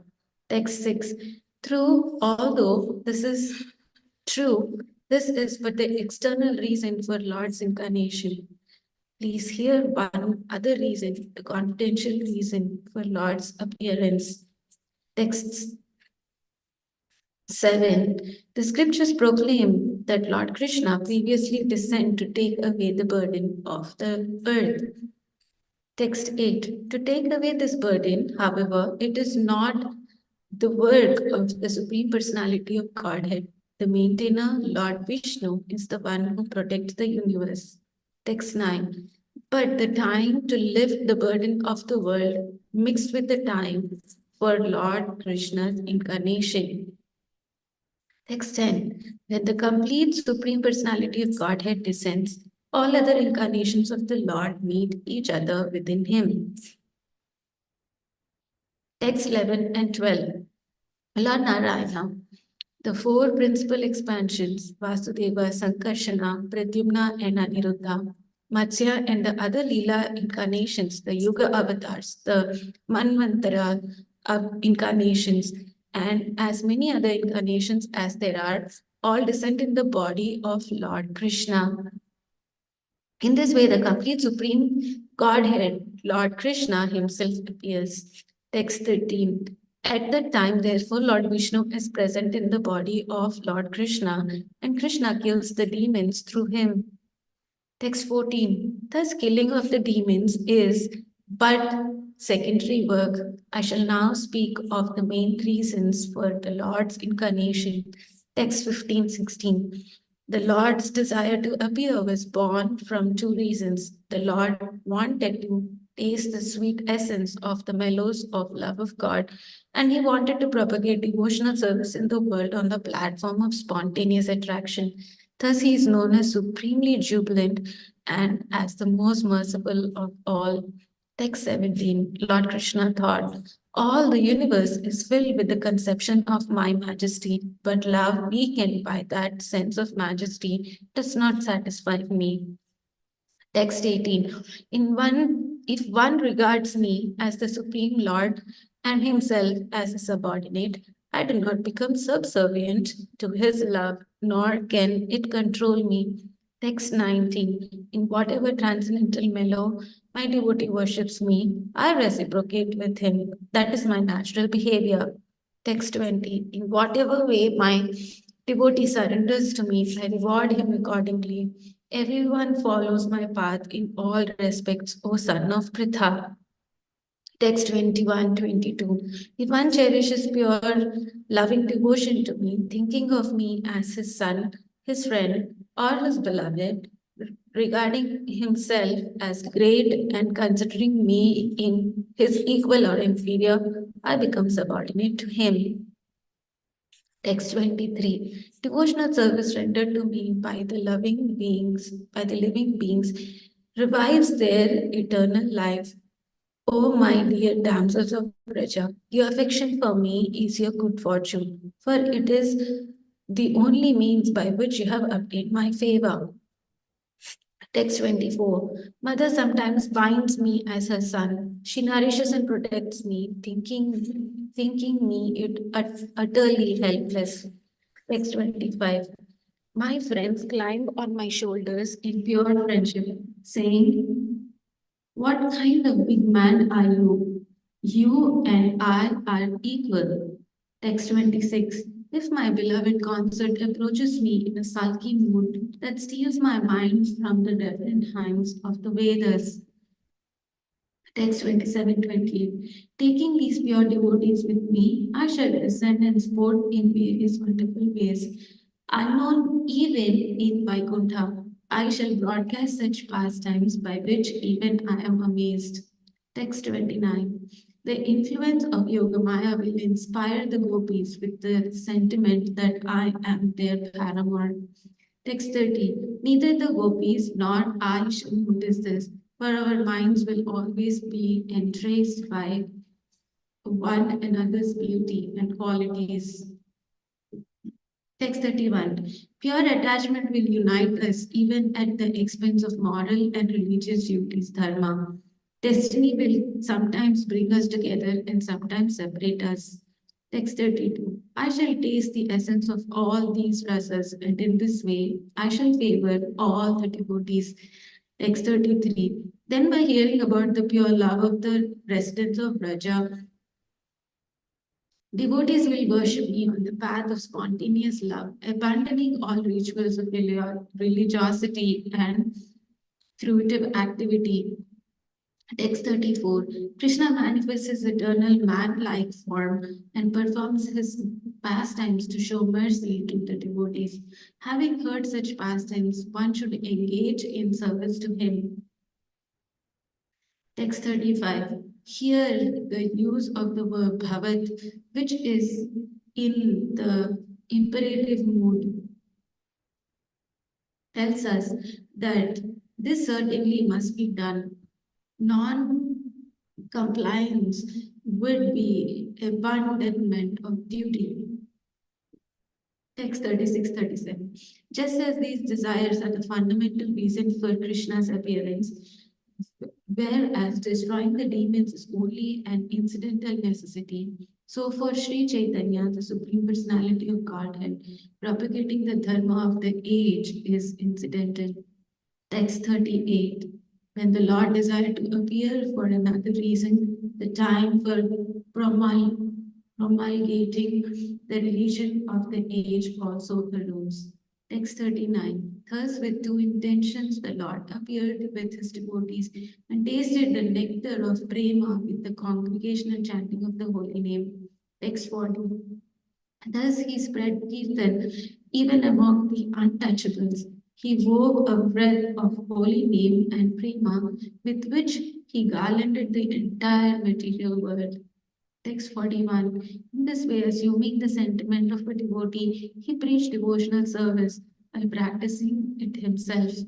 Text 42. Four kinds of devotees are the receptacles of the four kinds of mellows in the love of God, namely servitude, friendship, parental affection, and conjugal love. Text 43.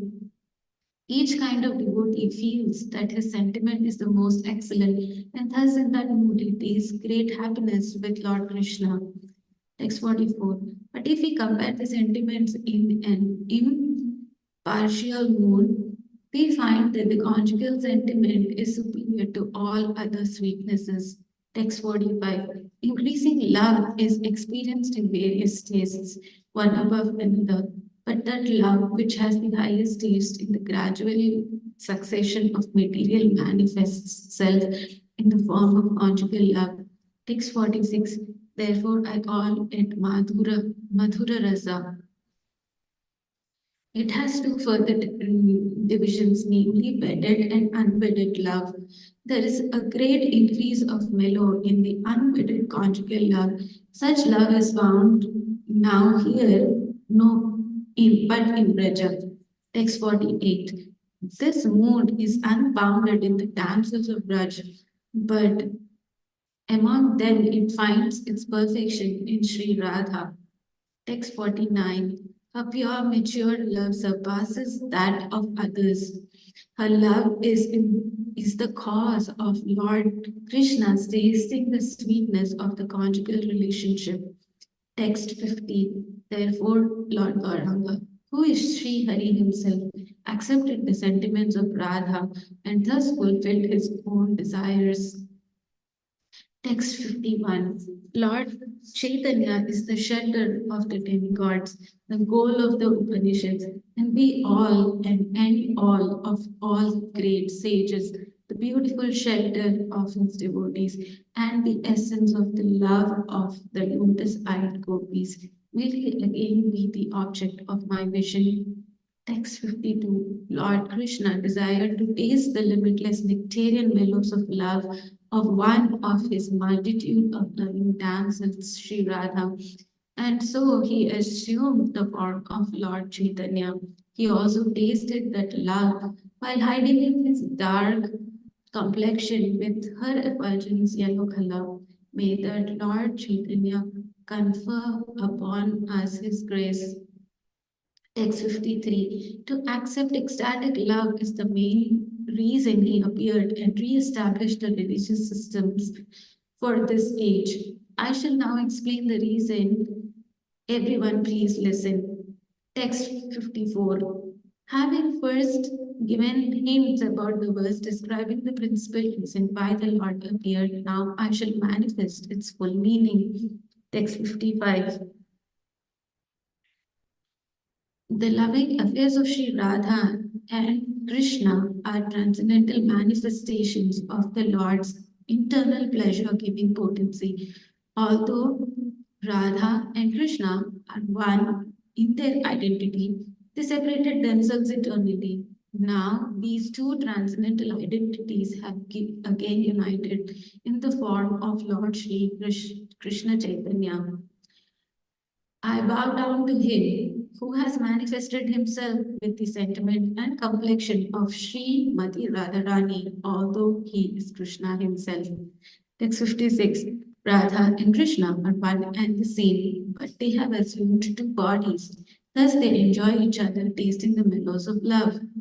Text 57. Now to enjoy rasa, they have appeared in one body as Lord Chaitanya Mahaprabhu. Text 58. Therefore, I shall first delineate the position of Radha and Krishna.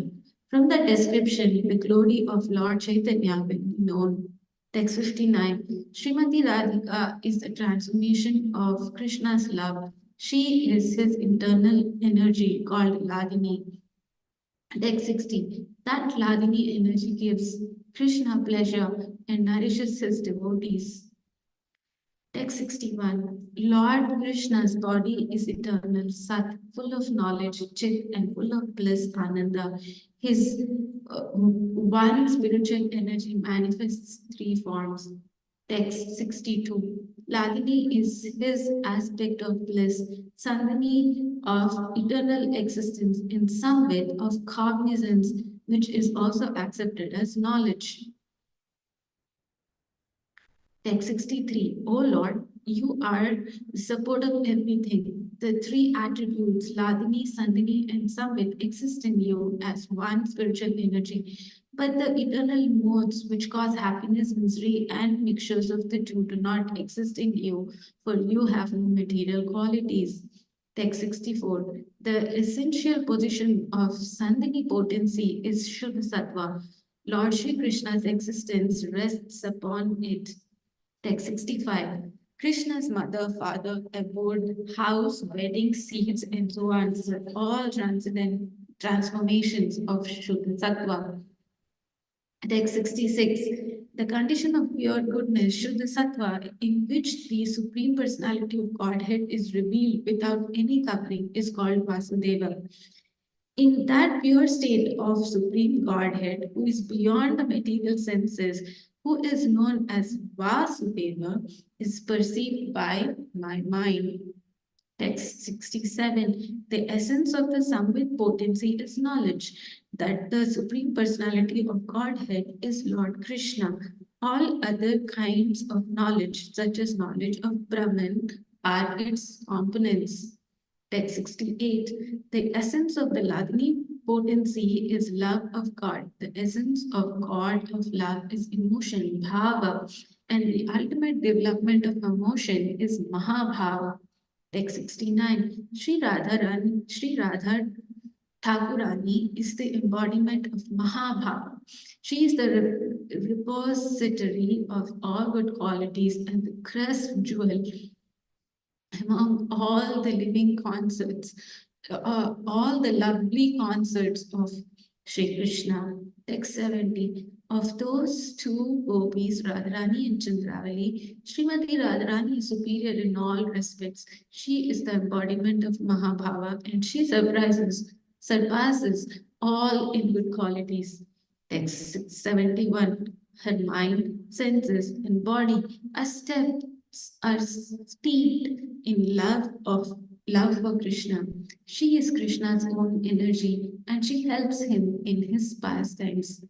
Text 72. I worship Govinda, the primeval Lord who resides in his own realm, Gokula with Radha. Goloka with Radha, who resembles his own spiritual figure and who embodies the ecstatic potency Ladini. Their companions are her confidence, who embody extensions of her bodily form and who imbued and permeated with ever blissful spiritual rasa. Text 73. Now please listen to how Lord Krishna's concerts help him taste rasa and how they help in his pastimes. Text 74-75. The beloved concerts of Lord Krishna are of three kinds: the good goddesses of fortune, the queens, and the milkmaids of Braj, who are the foremost of all. These concerts all proceed from Radhika. Text 76.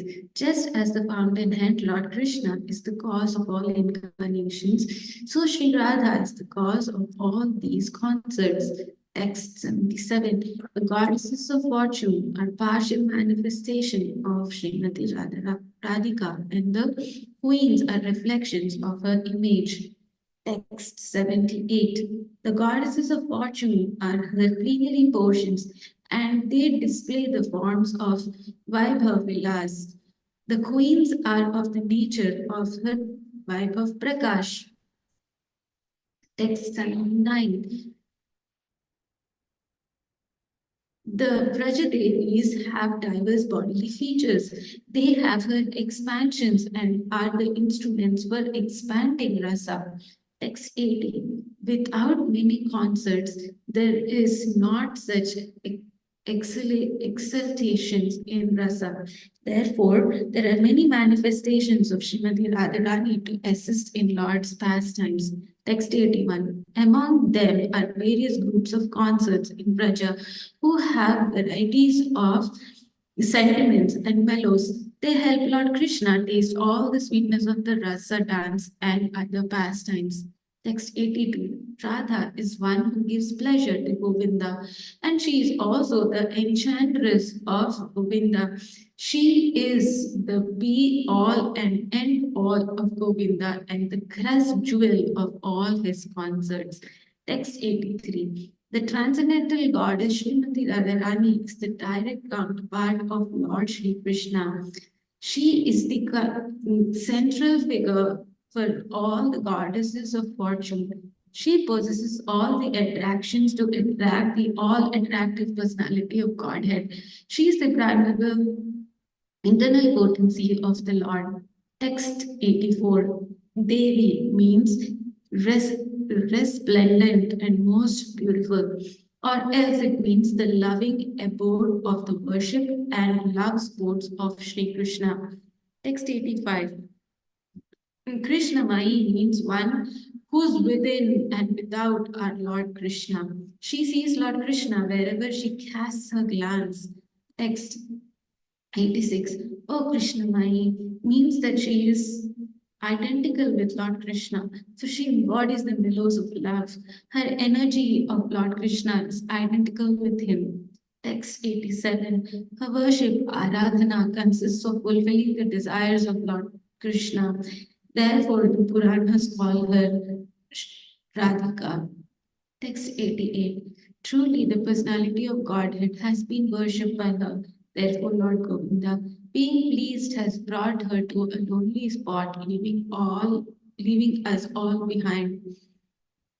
Text 89. Therefore, Radha is Parama Devata, the supreme goddess, and she is the worshipable for everyone. She is the protectress of all, and she is the mother of the entire universe. Text 90. I have already explained the meaning of Sarva Lakshmi. Radha is the original source of all the goddesses of fortune. Text 91. O Sarva Lakshmi indicates that she fully represents the six opulences of Krishna. Therefore, she is the supreme energy of Lord Krishna. Text 92. The word Sarvakanti indicates that all beauty and lustre rests in her body. All the Lakshmis derive their beauty from her. Text 93. Kanti may also mean all the desires of Lord Krishna. All the desires of Lord Krishna rest in Srimati Radharani.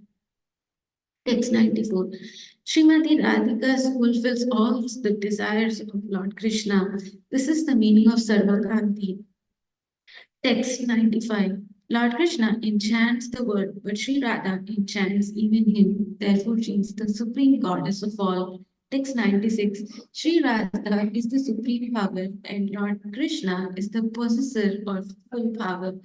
The two are not different, as evident by the revealed scriptures. Text 97. They are indeed the same. Just as musk and its scent are inseparable, or as fire and its heat are not different. Text 98. Thus Radhika and Lord Krishna are one, yet they have taken two forms to enjoy the mellows of pastimes. Text 9900. To promulgate Prema Bhakti, devotional service in love of God, Krishna appeared as Sri Krishna Chaitanya with the mood and complexion of Sri Krishna. Thus, I have explained the meaning of the fifth verse. Text 101. To explain the sixth verse, I shall first give a hint of its meaning. Text 102. And the Lord came to propagate Sankirtan. This is the external purpose, as I have already indicated. Text 103. There is a principal cause for Lord Krishna's appearance.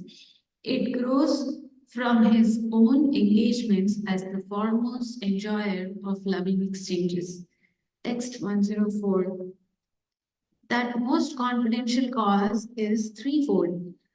Swarup Damodar has revealed it. Text 105. Swarup Goshani is the most intimate associate of the Lord. It therefore knows all the topics well. Text 106. The heart of Lord Chaitanya is the image of Sri Radhika's emotions. Thus, feelings of pleasure and pain rise constantly therein. Text 107. In the final portion of his pastimes, Lord Chaitanya was obsessed with the madness of separation from Lord Krishna. He acted in endless ways and walked deliriously.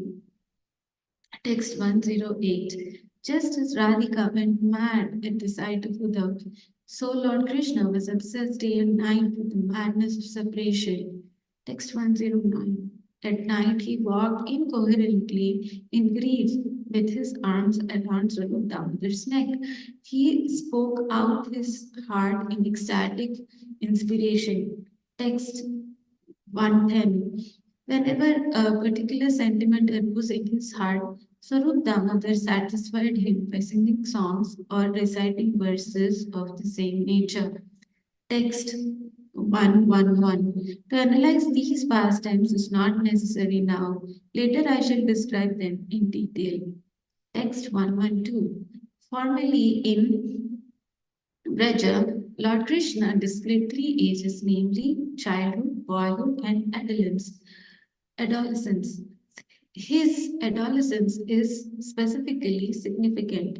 Text 113. Paternal affection made his childhood fruitful. His boyhood was successful with his friends.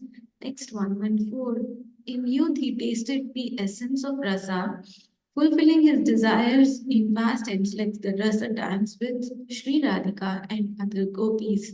Text 115. In his youth, Lord Krishna made all three of his ages and the entire universe successful by his pastimes of amorous love, like the rasa dance. Next 116. Lord Madhusudana enjoyed his youth with pastimes on autumn nights in the midst of jewel-like milkmaids. Thus he dispelled all the misfortune of the world. Text 117. Lord Krishna made Srimati Radharani close to her eyes in shame before her friends by his words relating their amorous activities on the previous night. Then he showed the fullest limit of cleverness in drawing pictures of dolphins in various playful sports on her breasts. In this way, Lord Hari made his youth successful by performing pastimes in the bushes with Sri Radha and her friends. Text 118. O Purnamasi, if Lord Hari had not descended in Mathura with Srimati Radharani, this entire creation, and especially Cupid, the demigod of love, would have been useless. Text 119, 120. Even though Lord Krishna, the abode of all mellows, had previously in this way chewed the essence of mellows of love, still he was unable to fulfill three desires, although he made efforts to taste them. Text 121. I shall explain his first desire. Krishna says, I am the primary cause of all rasas. Text 122. I am the full spiritual truth and am full of joy, but the love of Srimati Radharani drives me mad. Text 123. I do not know the strength of Radha's love, with which she always overwhelms me. Text 124. The love of Radhika is my teacher, and I am her dancing pupil. Her prema makes me dance various novel dances. Text 125. Oh, my beloved friend Vrinda, where are you coming from? I'm coming from the feet of Sri Hari. Where is he? In the forest bank of Radhakund. What is he doing? He's learning dance. Who is his dance master? Your image, Radha, revealing itself on every tree and creeper in every direction. He's roving like a skillful dancer, making him dance behind. This text is from Govinda Lilamrita of Krishna Das Kaviraj Goswami. Text 126. Whatever pleasure I get from tasting my love for Srimati Radharani, she tastes 10 billion times more than me by her love.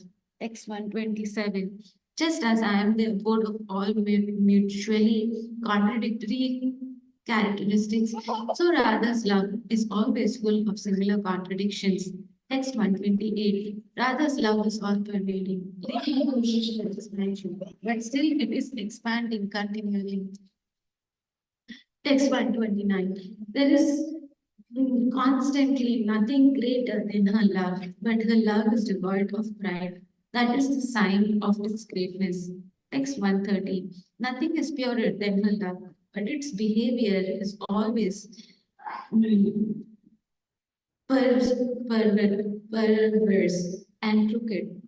Text 131. All glories to Sri Radha's love for Krishna, the enemy of the demon Mura. Although it is all pervading, it tends to increase at every moment. Although it is important, it is devoid of pride. And although it is pure, it is always beset with duplicity. Text 132. Sri Radhika is the highest abode of that love, and I am its only object. 133. I taste the bliss to which the object of love is entitled, but the pleasure of Radha, the abode of that love, is 10 times greater.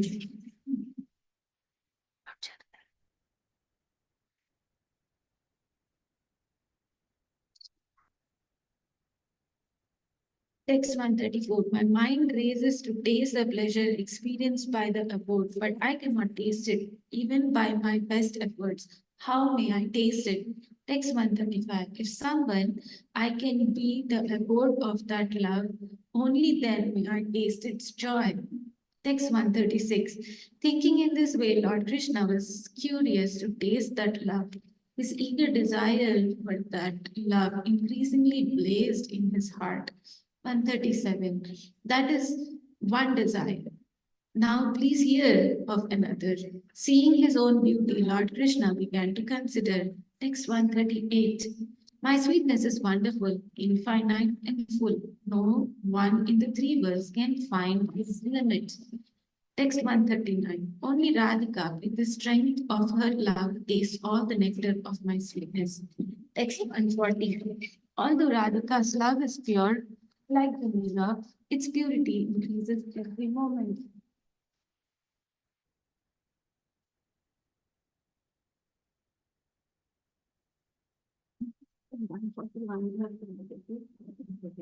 Yeah, text 141.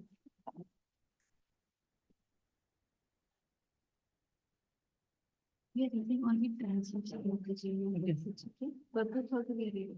Okay. Text 141, translation. My sweetness also has no room for expansion. Yet it shines before that mirror in newer and newer beauty. Text 142. There is constant competition between my sweetness and the mirror of Radha's love. They both go on increasing, but neither knows defeat. Text 143. My sweetness is always nearer and nearer. Devotees' taste is according to their own respective love. Text 144. If I see my sweetness in a mirror, I am tempted to taste it, but nevertheless I can't. Text 145. If I deliberate on the way to taste it, I find that I hanker for the position of Radhika. Purport. Krishna's attractiveness is wonderful and unlimited. No one can know the end of it. Srimati Radharani alone can release such an extensiveness from her position in the Asarya category. The mirror of Srimati Radharani's transcendental love is perfectly clear. Yet it appears clear and clearest in the transcendental matter of understanding Krishna. In the mirror of Radharani's heart, the transcendental feature of Krishna appear increasingly new and fresh. In other words, the attraction of Krishna increasing in proportion to the understanding of Srimati Radharani. Each trying to supersede the other, neither wants to be defeated in increasing the intensity of love. Desiring to understand Radharani's attitude of increasing love, Lord Krishna appears as Sri Caitanya Mahaprabhu. Text 146, translation. Who manifests an abundance of sweetness greater than mine. which has never experienced before, and which cause wonder to all? Alas, I myself, my mind, bewildered upon seeing this beauty, impetuously desire to enjoy it like Srimati Radharani. Or what? This text is from the Lalita Madhava 8.34 of Sri Rupa Goswami. It was spoken by Lord Krishna when he was the beauty of his own reflection in the jewel fountain in Dwarka. Text 147, translation. The duty of Krishna has one nature strength. It thrills the heart of all men and women, beginning with Lord Krishna himself. Text 114. All minds are attracted by hearing his sweet voice and flute, or by seeing his beauty. Even Lord Krishna himself makes efforts to taste that sweetness. Text 149. The thirst of one who always drinks the nectar of that sweetness is never satisfied. Rather, that thirst increases constantly. Text 150.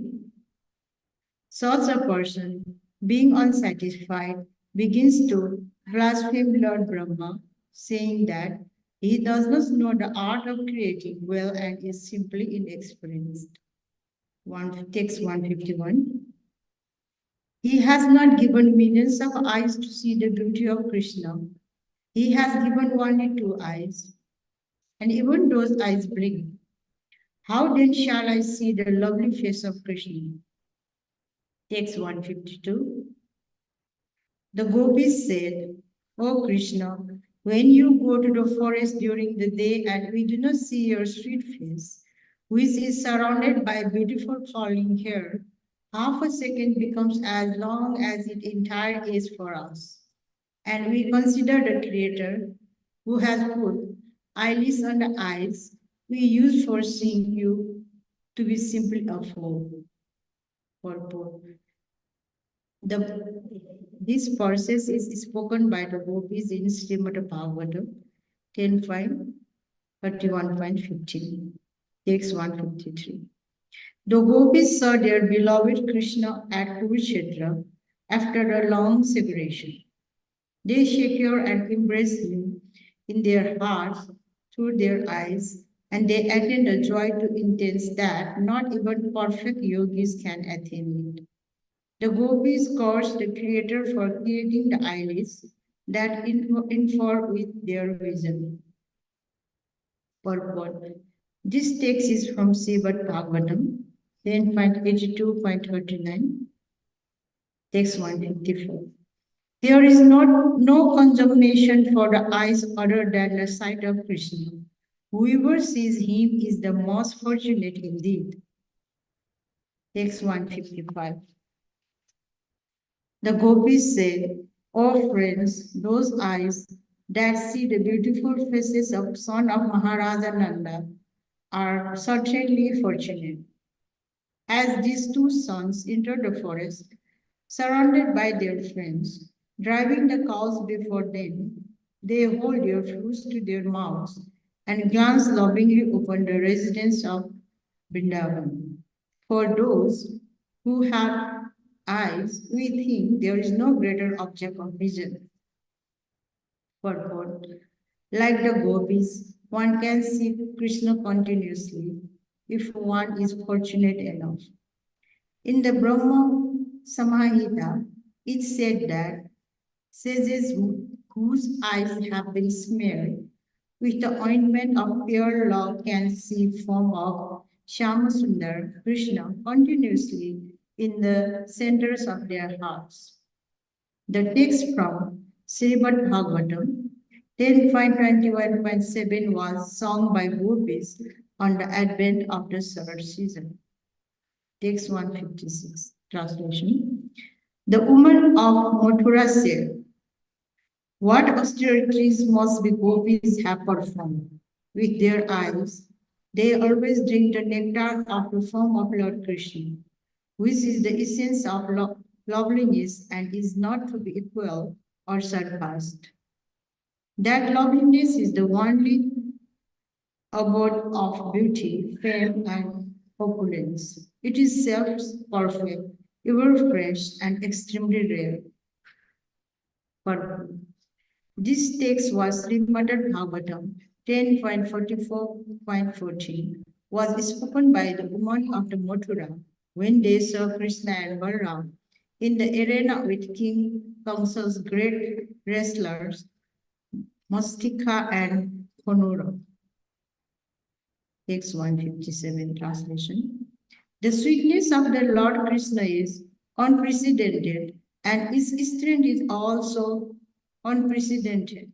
Simply by one's hearing of such beauty, the mind becomes unsteady. Text 158.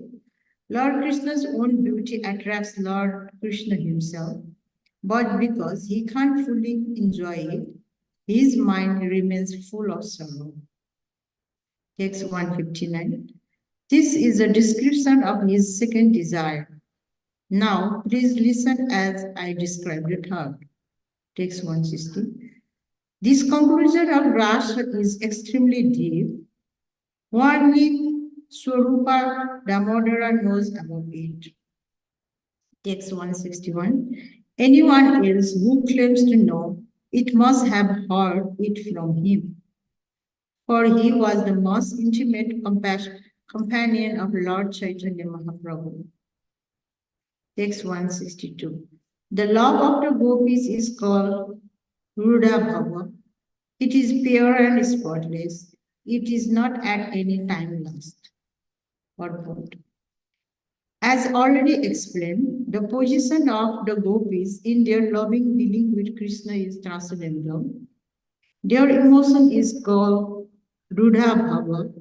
Although it is apparent like mundane sex, one should not confuse it with the mundane sexual love, for it is pure and unadulterated love of Godhead. Text 163. The pure love of the gopis has become celebrated by the name last. The devotees of the Lord, headed by Sri Uddhava, desire to taste that love. Purport.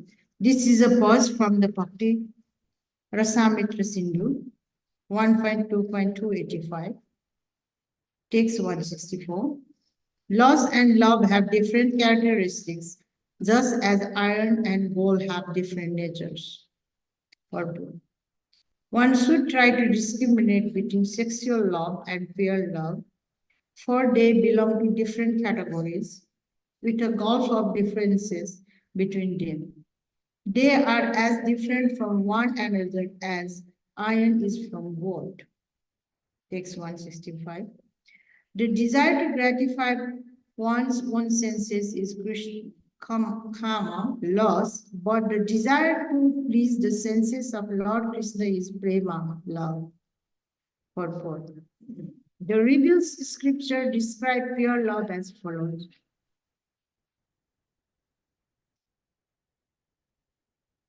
Sarabhatha dwamara rahitam sati api domsakharane yada doba bandhanam yuno saprema parikirtitaha.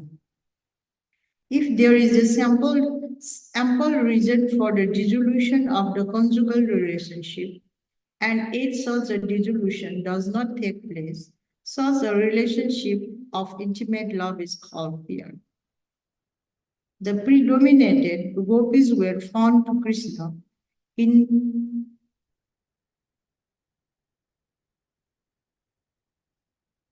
the predominant gopis were bound to Krishna in such pure love. For them, there was no question of sexual love based on sense gratification. Their only engagement in life was to see Krishna happy in all respects, regardless of their own personal interests. They dedicated their souls only for the satisfaction of the personality of Godhead, Sri Krishna. There was not the slightest tinge of sexual love between the gopis and Krishna.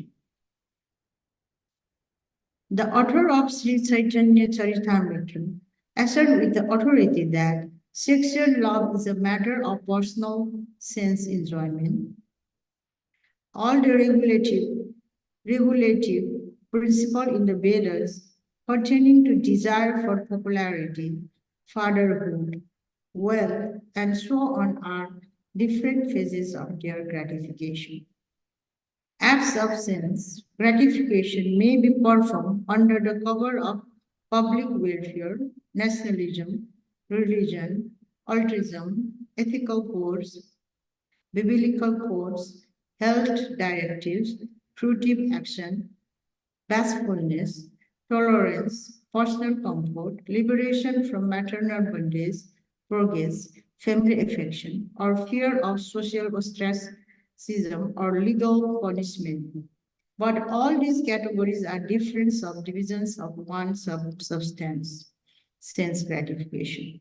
All good acts are performed basically for one's own sense gratification. For no one can sacrifice his personal interest while discharging these most advertised moral and religious principles. But above all, this is the transcendental stage in which one feels himself to be only an eternal servitor of Krishna, the absolute personality of Godhead. All acts performed in this sense of servitude are called the pure love for God because they are performed for the absolute sense gratification of Sri Krishna. However, any act performed for the purpose of the enjoying its fruits or results is an act of sense gratification. Such actions are visible sometimes in gross and sometimes in the subtle forms. Text 166. The object of loss is only the enjoyment of one's senses, but love caters to the enjoyment of Lord Krishna, and thus it is very powerful. Text 167, 169. Social customs, spiritual injunctions, bodily demands, fruitive action, shyness, patience, bodily pleasures, self-gratification, and the part of Varnashram Dharma, which is difficult to give up. The gopis has forsaken all these as well as their own relatives and their punishment and scolding for the sake of serving Lord Krishna. They render loving service to him for the sake of his enjoyment. That's 170. That is called from attachment to Lord Krishna. It is spotlessly pure, like a clean cloth that has no stain. Purport. The author of Sri Caitanya Caritamrta advises everyone to give up all the engagement of sense gratification and, like the gopis, devote oneself entirely with the will of Supreme Lord. That is the ultimate instruction of Krishna in the Bhagavad Gita. We should be prepared to do anything and everything to please the Lord, even at the risk of violating the Vedic principle or ethical laws. That is the standard of Lord of Godhead. Such activities in pure love of Godhead are as spotless as a white linen that has been completely washed. Srila Bhakti Vinod Thakur warns us in the connection that we should not mistakenly think that the idea of giving up everything implies the renunciation of the duties necessary in relation to the body and mind. Even such duties are not sense gratification if they are undertaken in the spirit of service to Krishna. Text 171, translation. Therefore, loss and love are quite different. Loss is like day's darkness, but love is like the bright sun. Text 172. Thus, there is not the slightest tint of loss in the gopis' love. Their relationship with Krishna is only for the sake of his enjoyment. Text 173. Oh, dearly beloved, your lotus feet are so soft that we place them gently on our breasts, fearing that your feet will be hot. Our life rests only in you. Our minds, therefore, are filled with anxiety that your tender feet might be wounded by pebbles as you roam around on the forest path.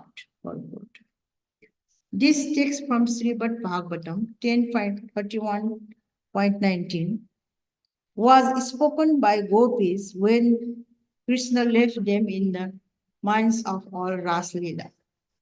Text 174. The gopis do not care their own pleasure or pains. All their physical and mental activities are directed toward offering the enjoyment to Lord Krishna. Text 175. They renounce everything for Krishna. They have pure attachments to giving Krishna pleasure. Text 176. Oh, my beloved gopis, you have renounced social customs, spiritual injunction, and your relatives for my sake. As I disappeared behind you, only to increase your concentration upon me. Since I disappear for your benefit, you should not be displeased with me. Purport. This text from Srimad Bhagavatam 10.32.21 was spoken by Lord Krishna when he returned to arena of Nasa.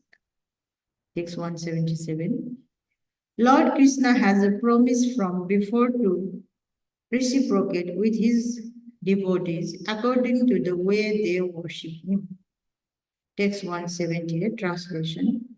In whatever way my devotees surrender unto me, I reward them accordingly. Everyone follow my path in all respect, O son of God. Purport. Krishna was never ungrateful to the gopis, for as he declares to Arjuna in his verse from Bhagavad Gita 4.11, he reciprocates with his devotee in proportion to the transcendental loving service they render unto him. Everyone follows the path that leads towards him, but there are different degrees of progress on that path, and the Lord is realized in proportion to one's advancement. The path is one, but the progress in approaching the ultimate goal is different. And therefore, the proportion of realization of this goal, namely the absolute personality of Godhead, is also different. The gopis attain the highest goal, and Lord Chaitanya affirmed that there is no method of worshipping God higher than that followed by the gopis. Text 179 translation.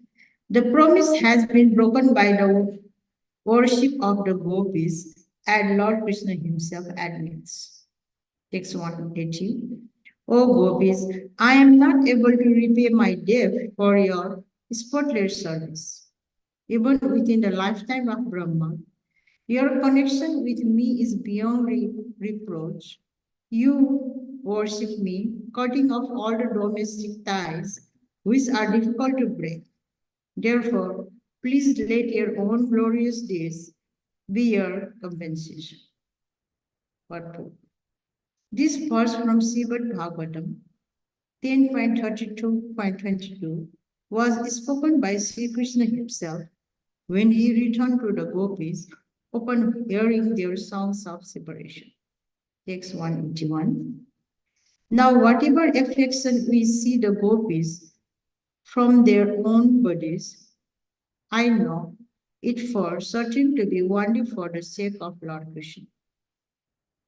Purport. The selfless love of Godhead exhibited by the gopis cannot have any parallel. We should not therefore misunderstand the carefulness of the gopis in their personal decoration. The gopis dress themselves as beautifully as possible, just to make Krishna happy by seeing them. They had no ulterior desires. They dedicated their bodies and everything they possess to the service of Sri Krishna, taking it for granted that their bodies were meant for his enjoyment. They dressed themselves with the understanding that Krishna would be happy by seeing and touching them. Text 182. The gopis think, I have offered this body to Lord Krishna. He is the owner and it brings him enjoyment. Text 183. Krishna finds joy in seeing and touching this body. It is for this reason that they cleanse and decorate their bodies. Text 184. O Arjun, there are no greater respectacles of the deep love for me than the gopis who cleanse, decorate their bodies because they consider them mine purpose. This verse is spoken by Lord Krishna in the Adi Purana. Text 185. There is another wonderful feature of the emotion of the gopis. Its power is beyond the compensation of the intelligence. Text 186. When the gopis sees Lord Krishna, they derive unbounded bliss, although they have no desire for pleasure. Text 187. The gopis taste a pleasure 10 million times greater than the pleasure Lord Krishna derived from seeing them. The wonderful characteristics of the gopis are beyond imagination. They have no desire for personal satisfaction. Yet when Krishna is happy by seeing them, that happiness of Krishna makes the gopis a million times more happy than Krishna himself. Text 188. The gopis has no inclination for their own enjoyment. Yet their joy increases. That is indeed a contradiction. Text 189. For this contradiction, I see only one solution. The joy of gopis lies in joy of their beloved Krishna. The situation of the gopis is perplexing, for although they did not want personal happiness, it was imposed upon them. The solution to the perplexity is that Sri Krishna's sense of happiness is limited by happiness of the gopis. Devotees are the Vrindavan, therefore try to serve the gopis, namely Radharani and her associates. If one gains the favor of the gopis, he easily gains the favor of Krishna, because on the recommendation of the gopis, Krishna at once accepts the service of the devotee. Lord Caitanya therefore wanted to please the gopis instead of Krishna. But his contemporaries misunderstood him, and for this reason, Lord Caitanya renounced the order of the householder life and became sannyasi. Text 190 translation. When Lord Krishna sees the gopis, his joy increases and his unparalleled sweetness increases also. Text 191. The gopis think Krishna has obtained so much pleasure by seeing me. That thought increases the fullness and beauty of their faces and bodies. Text 192. The beauty of Lord Krishna increases at the sight of the beauty of the gopis. And the more the gopis are Lord Krishna's beauty, the more their beauty increases. Text 193. In this way, a competition takes place between them in which no one acknowledges defeat. Text 194. Krishna, however, derives the pleasure from the beauty and the good qualities of the gopis, and when the gopis are his pleasure, the joy of gopis increases. Text 195. Therefore, we find that the joy of gopis nourishes the joy of Lord Krishna. For that reason, the fault of loss is not present in their love. Purport. By looking at the beautiful gopis, Krishna become enlivened, and this enlivens the gopis, whose youthful faces and bodies blossom. This competition of increasing the beauty between the gopis and Krishna, which is without limitations, is so delicate that sometimes mundane moralists mistake these dealings to the purely amorous. But these affairs are not all mundane because the gopis' intense desire to satisfy Krishna surcharges the entire scene with pure love of Godhead, with not a spark of sexual indulgence. Want to read more? No, I will finish after 200. Text 196. I worship Lord Keshava, coming back from the forests of the Braja. He is worshipped by the gopis, who mount the roofs of their palaces and meet him on the path with the 100 manners of dancing glances and gentle smiles. The corners of his eyes wander like large black bees around the gopis' breast. Purport. The statement appears in the Kesavastaka 8 of the Sadhva Maha, compiled by Sri Rupa Goswami. Text 197. Here is another natural symptom of the gopis, love that shows it to be without a trace of lust. Text 198. The love of the gopis nourishes the sweetness of Lord Krishna. That sweetness in turn increases their love, for they are greatly satisfied. Text 199. The happiness of the abode of love is the happiness of the object of that love. This is not a relationship or desire for personal gratification. Text 200, 201. Translation.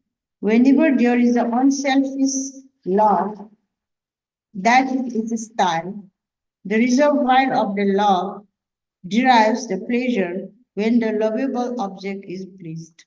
When the pleasure of love interferes with the service of Lord Krishna, the devotee becomes angry towards such ecstasy. Purport. As mentioned above, the gopis are the dominated lovers, and Sri Krishna is the predominator, the beloved. The love of the predominated nourishes the love of the predominator. The gopis has no desire for selfish enjoyment. Their feeling of happiness was indirect, for it was dependent on the pleasure of Krishna. Causeless love of Godhead is always so. Such pure love is possible only when the predominated is made by the happiness of predominator. Such unadulterated love is exemplified when the lover deprecates her happiness if it hinders her from discharging her service. Text 202. Sri Durga did not realize his aesthetic feeling of love, for they caused his limbs to become stern and thus obstructed his service of fanning Lord Krishna. Purport. This verse is from Bhakti Rasamrita Sindhu 3.2.62, text 203. Translation. The lotus-eyed Radharani powerfully condemned the aesthetic love that caused a flow of tears and hindered her sight of bodies.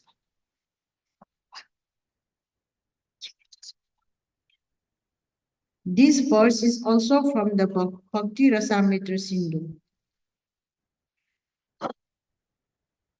2.3.54, text 204. Furthermore, pure devotees never forsake the loving service of Lord Krishna to aspire for their own personal pleasure through the 5 kinds of liberation for both.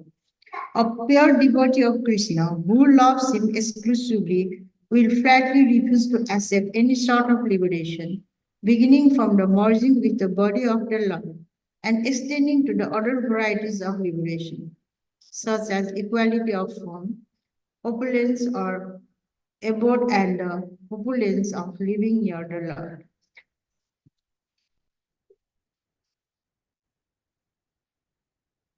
Text 2.5. Thus, as the celestial waters of the Ganges flow unobstructed into the ocean, so when my devotees simply hear of me, their minds come to me, who reside in the hearts of God.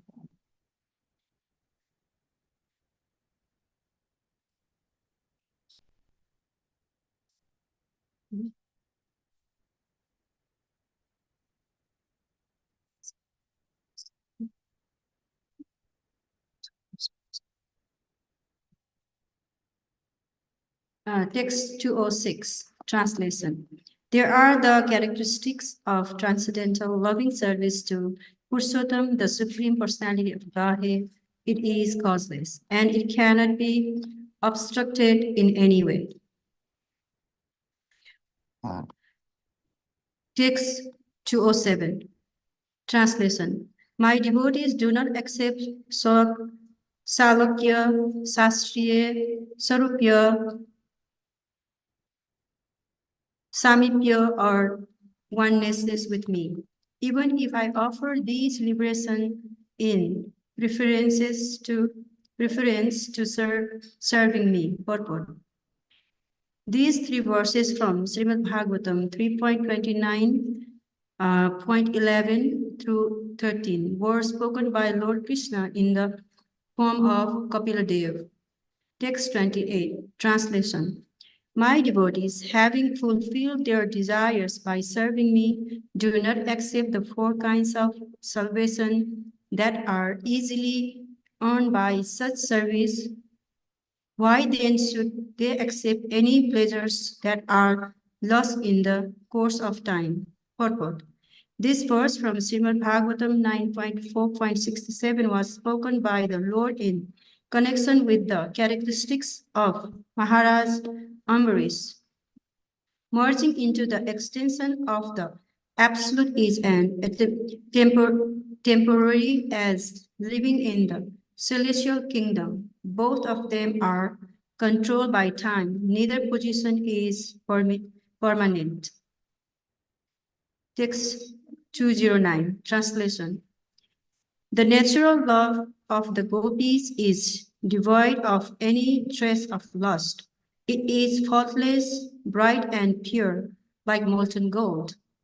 Text 209, 210, translation. The gopis are the helpers, teachers, friends, wives, their disciples, confidants, and serving maids of Lord Krishna. Text 211, translation. O Parth, I speak to you the truth. The gopis are my helpers, teachers, disciples, servants, friends, and consorts. I do not know what they are, not to me. Purport. This verse was spoken by Lord Krishna in the Gopi Caitanya. Text 212, translation. The gopis knows Krishna desires and they know how to render perfect loving service for his enjoyment. They perform their service exactly for the satisfaction of their beloved. Text 213, translation. O Parth, the gopis know my greatness, my loving service, respect for me, and my mentality. Others cannot really know this. Purport. This verse was spoken by Krishna to Arjuna in the Adi Purana. Text 214, translation. Among the gopis, Srimati Radhika is the foremost. She surpasses all the beauty in good qualities, in good fortune, and above all in love. Purport. Among these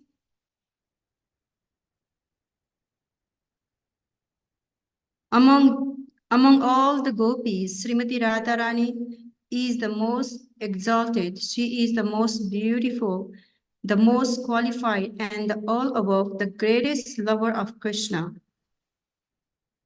Text 2:15 translation. Just as Radha is dear to Lord Krishna, so her bathing place, Radhakunda, is dear to me, dear to him. She alone is his most beloved of all the gopis. Purport. This verse is from the Padma Purana. Text 2:16 translation. O Parth, in all three planetary systems, this earth is specially fortunate, for on earth is the town of Vrindavan, and there the gopis are specially glorious because among them is my Srimati Radharani. Purport. This verse spoken by Lord Krishna to Arjuna is cited from the Adi Purana. Text 2:17 translation. All the other gopis help increase the joy of Krishna's pastimes with Radharani. The gopis act as the instruments of their mature enjoyment. Purport. It is said that the gopis are divided into 5 groups, namely the Sakhis, Nitya Sakhis, Prana Sakhis, Priya Sakhis, and Parama Prastha Sakhis. All these far complexioned associate of Srimati Radharani, the queen of Vrindavan Dham, are expert artists in evoking erotic sentiments in Krishna. The Param Prastha Sakhis are 8 in number, and in the ecstatic dealings of Krishna and Radha, they side them sometimes with Krishna and at other times with Radharani, just to create a situation in which it appears that they favor one against the other. That makes the exchange of mellows more palatable. Text 28 translation. Radha is the beloved consort of Krishna, and she is the wealth of his life. Without her, the gopis cannot give him pleasure. Text 2:29 translation. Lord Krishna, the enemy of Kamsa, left aside the other gopis during the rasa dance and took Srimati Radharani to his heart, for she is the helper of the Lord in realizing the essence of his desires. Purport. In this verse from the Gita Govinda, Jayadev Goswami describes Sri Krishna's leaving the Rasa Lila to search for Srimati Radharani. Text 220 translation. Lord Chaitanya appeared with the sentiment of Radha. He preaches the dharma of this age, the chanting of the holy name and pure love of God. Text 221 translation.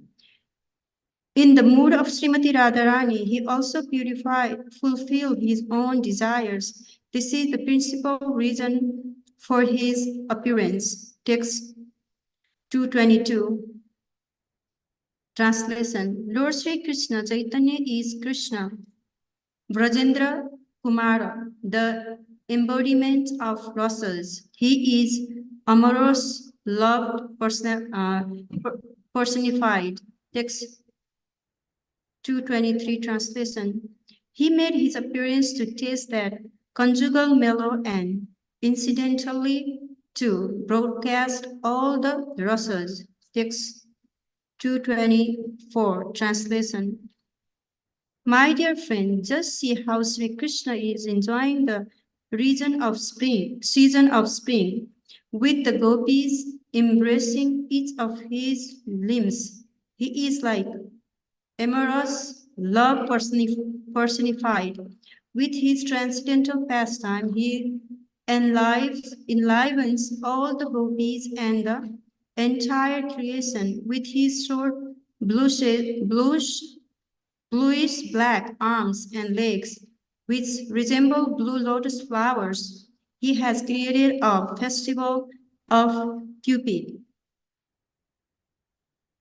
Purport. This is also a verse from the Gita Govinda 1.11, text 225, translation. Lord Sri Krishna Chaitanya is the abode of rasa.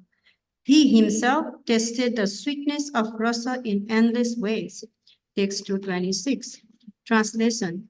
Thus he initiated the dharma for the age of Kali. The devotees of Lord Chaitanya know all this truth. Purport. Lord Chaitanya is Sri Krishna himself, the absolute enjoyer of the love of the gopis. He himself assumes the role of the gopis to taste the predominated happiness of transcendental melodies. He appeared in that mood, but simultaneously he propagated the religious process. For this is in a most fascinating way. Only the confidential devotees of Lord Chaitanya Mahaprabhu can understand this transcendental secret. Text 227-28 translation. Advaita Acharya Lord Nityananda, Srivas Pandit, Gadadhara Pandit, Swarupa Damodhar, Murari Gupta, Haridas Thakur, and all the other devotees of Sri Krishna Chaitanya, bowing down with devotion, I hold your lotus feet on my head. Purport. The author of Sri Chaitanya Charitamrta teaches us that we must offer our respectful obeisances to all such pure, confidential devotees of Lord Chaitanya, if we indeed want to know him in truth. Text 229 translation. I have given a hint of the 6th verse. Now please hear as I reveal the meaning of that original verse. Text 220 to 230 translation. Desiring to understand the glories of Radharani's love, the wonderful qualities in him that she alone relishes through her love, and the happiness she feels when she realizes the sweetness of his love, the Supreme Lord Hari, richly endowed with her emotions, appeared from the womb of Srimati Sachidevi as the moon appeared from the ocean. Text 31, translation. All these conclusions are unfit to disclose in public, but if they are not disclosed, no one will understand them. Text 32, translation.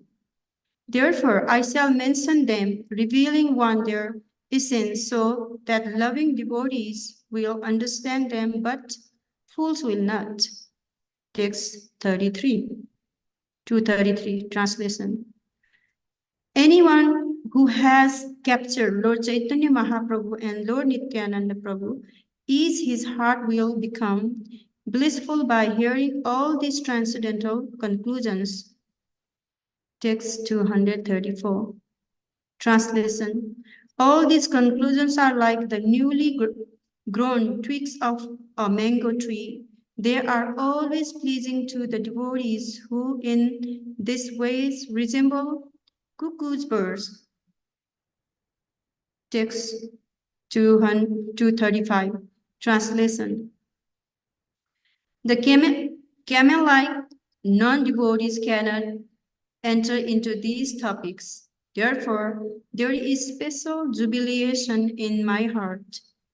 Text 236. Translation.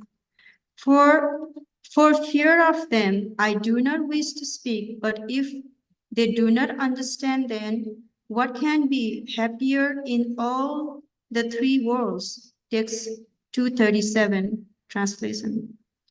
Therefore, after offering obeisances to the devotees, for this satisfaction, I shall speak without hesitating. Text 238. Translation. Once Lord Krishna considered within his heart, everyone says that I am complete bliss, full of all rases. Text 239. Translation. All the world derives pleasure from me. Is there anyone who can give me pleasure? Text 240. Translation. One who has 100 times more qualities than me could give pleasure to my mind. Text 241. Translation. One more qualities than me is impossible to find in the world, but in Radha alone I feel the presence of one who can give me pleasure. Text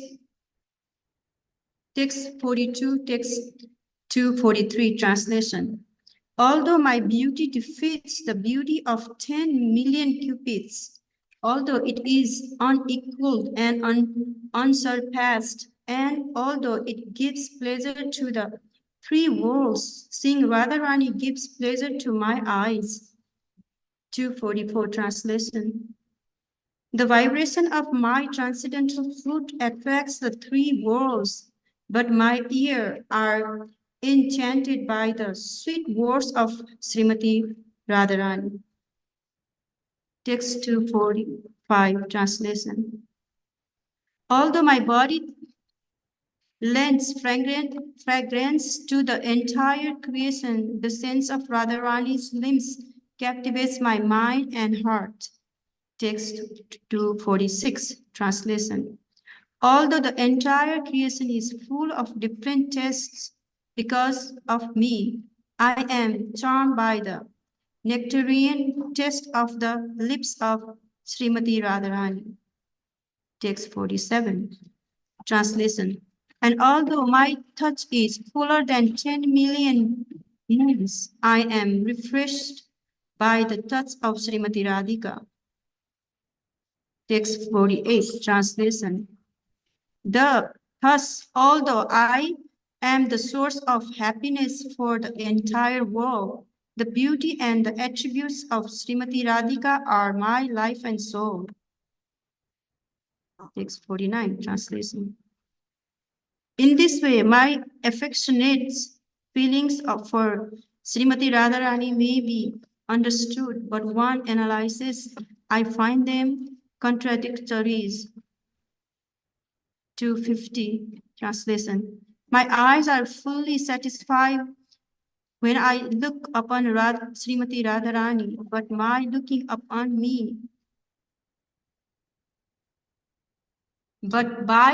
upon me, she becomes even more advanced in satisfaction.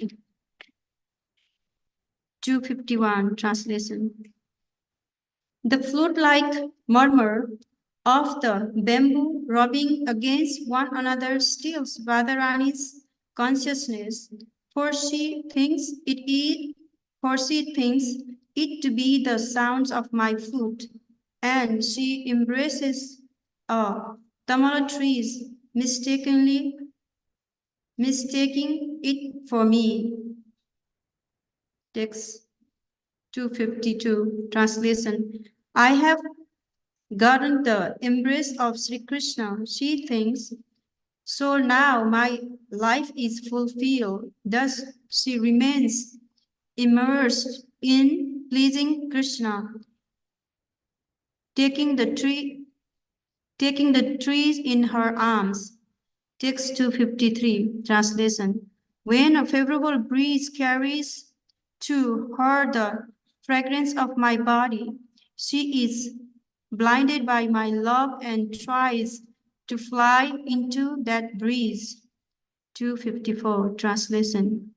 When she tasted the petal chewed by me, she merges in an ocean of joy and forgets everything else. Text 255 translation. Even with hundreds of mouths, I could not express the transcendental pleasure she derives from my association.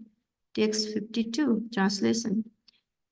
Seeing the luster of her complexion after our pastime together, I forget my own identity in happiness. Text 557. Translation.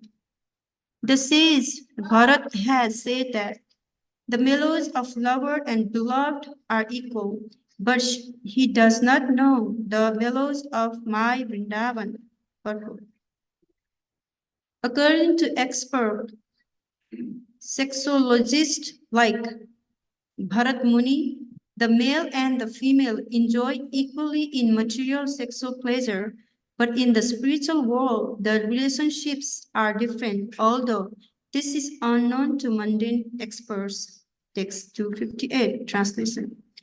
The happiness I feel when meeting Radharani is 100 times greater than the happiness I get from meeting others. Text 259, translation. My dear auspicious Radharani, your body is the source of all beauty. Your red lips are softer than the sense of immortal sweetness. Your face bears the aroma of a lotus flower. Your sweet words defeat the vibration of the cuckoo, and your limbs are cooler than the plum of sandalwood. All my transcendental senses are overwhelmed in ecstatic pleasure by tasting you, who are completely decorated by beautiful qualities. Purport. This verse spoken by Lord Krishna to Radha is associated in the Lalit Madhava of Srila Rupa Goswami.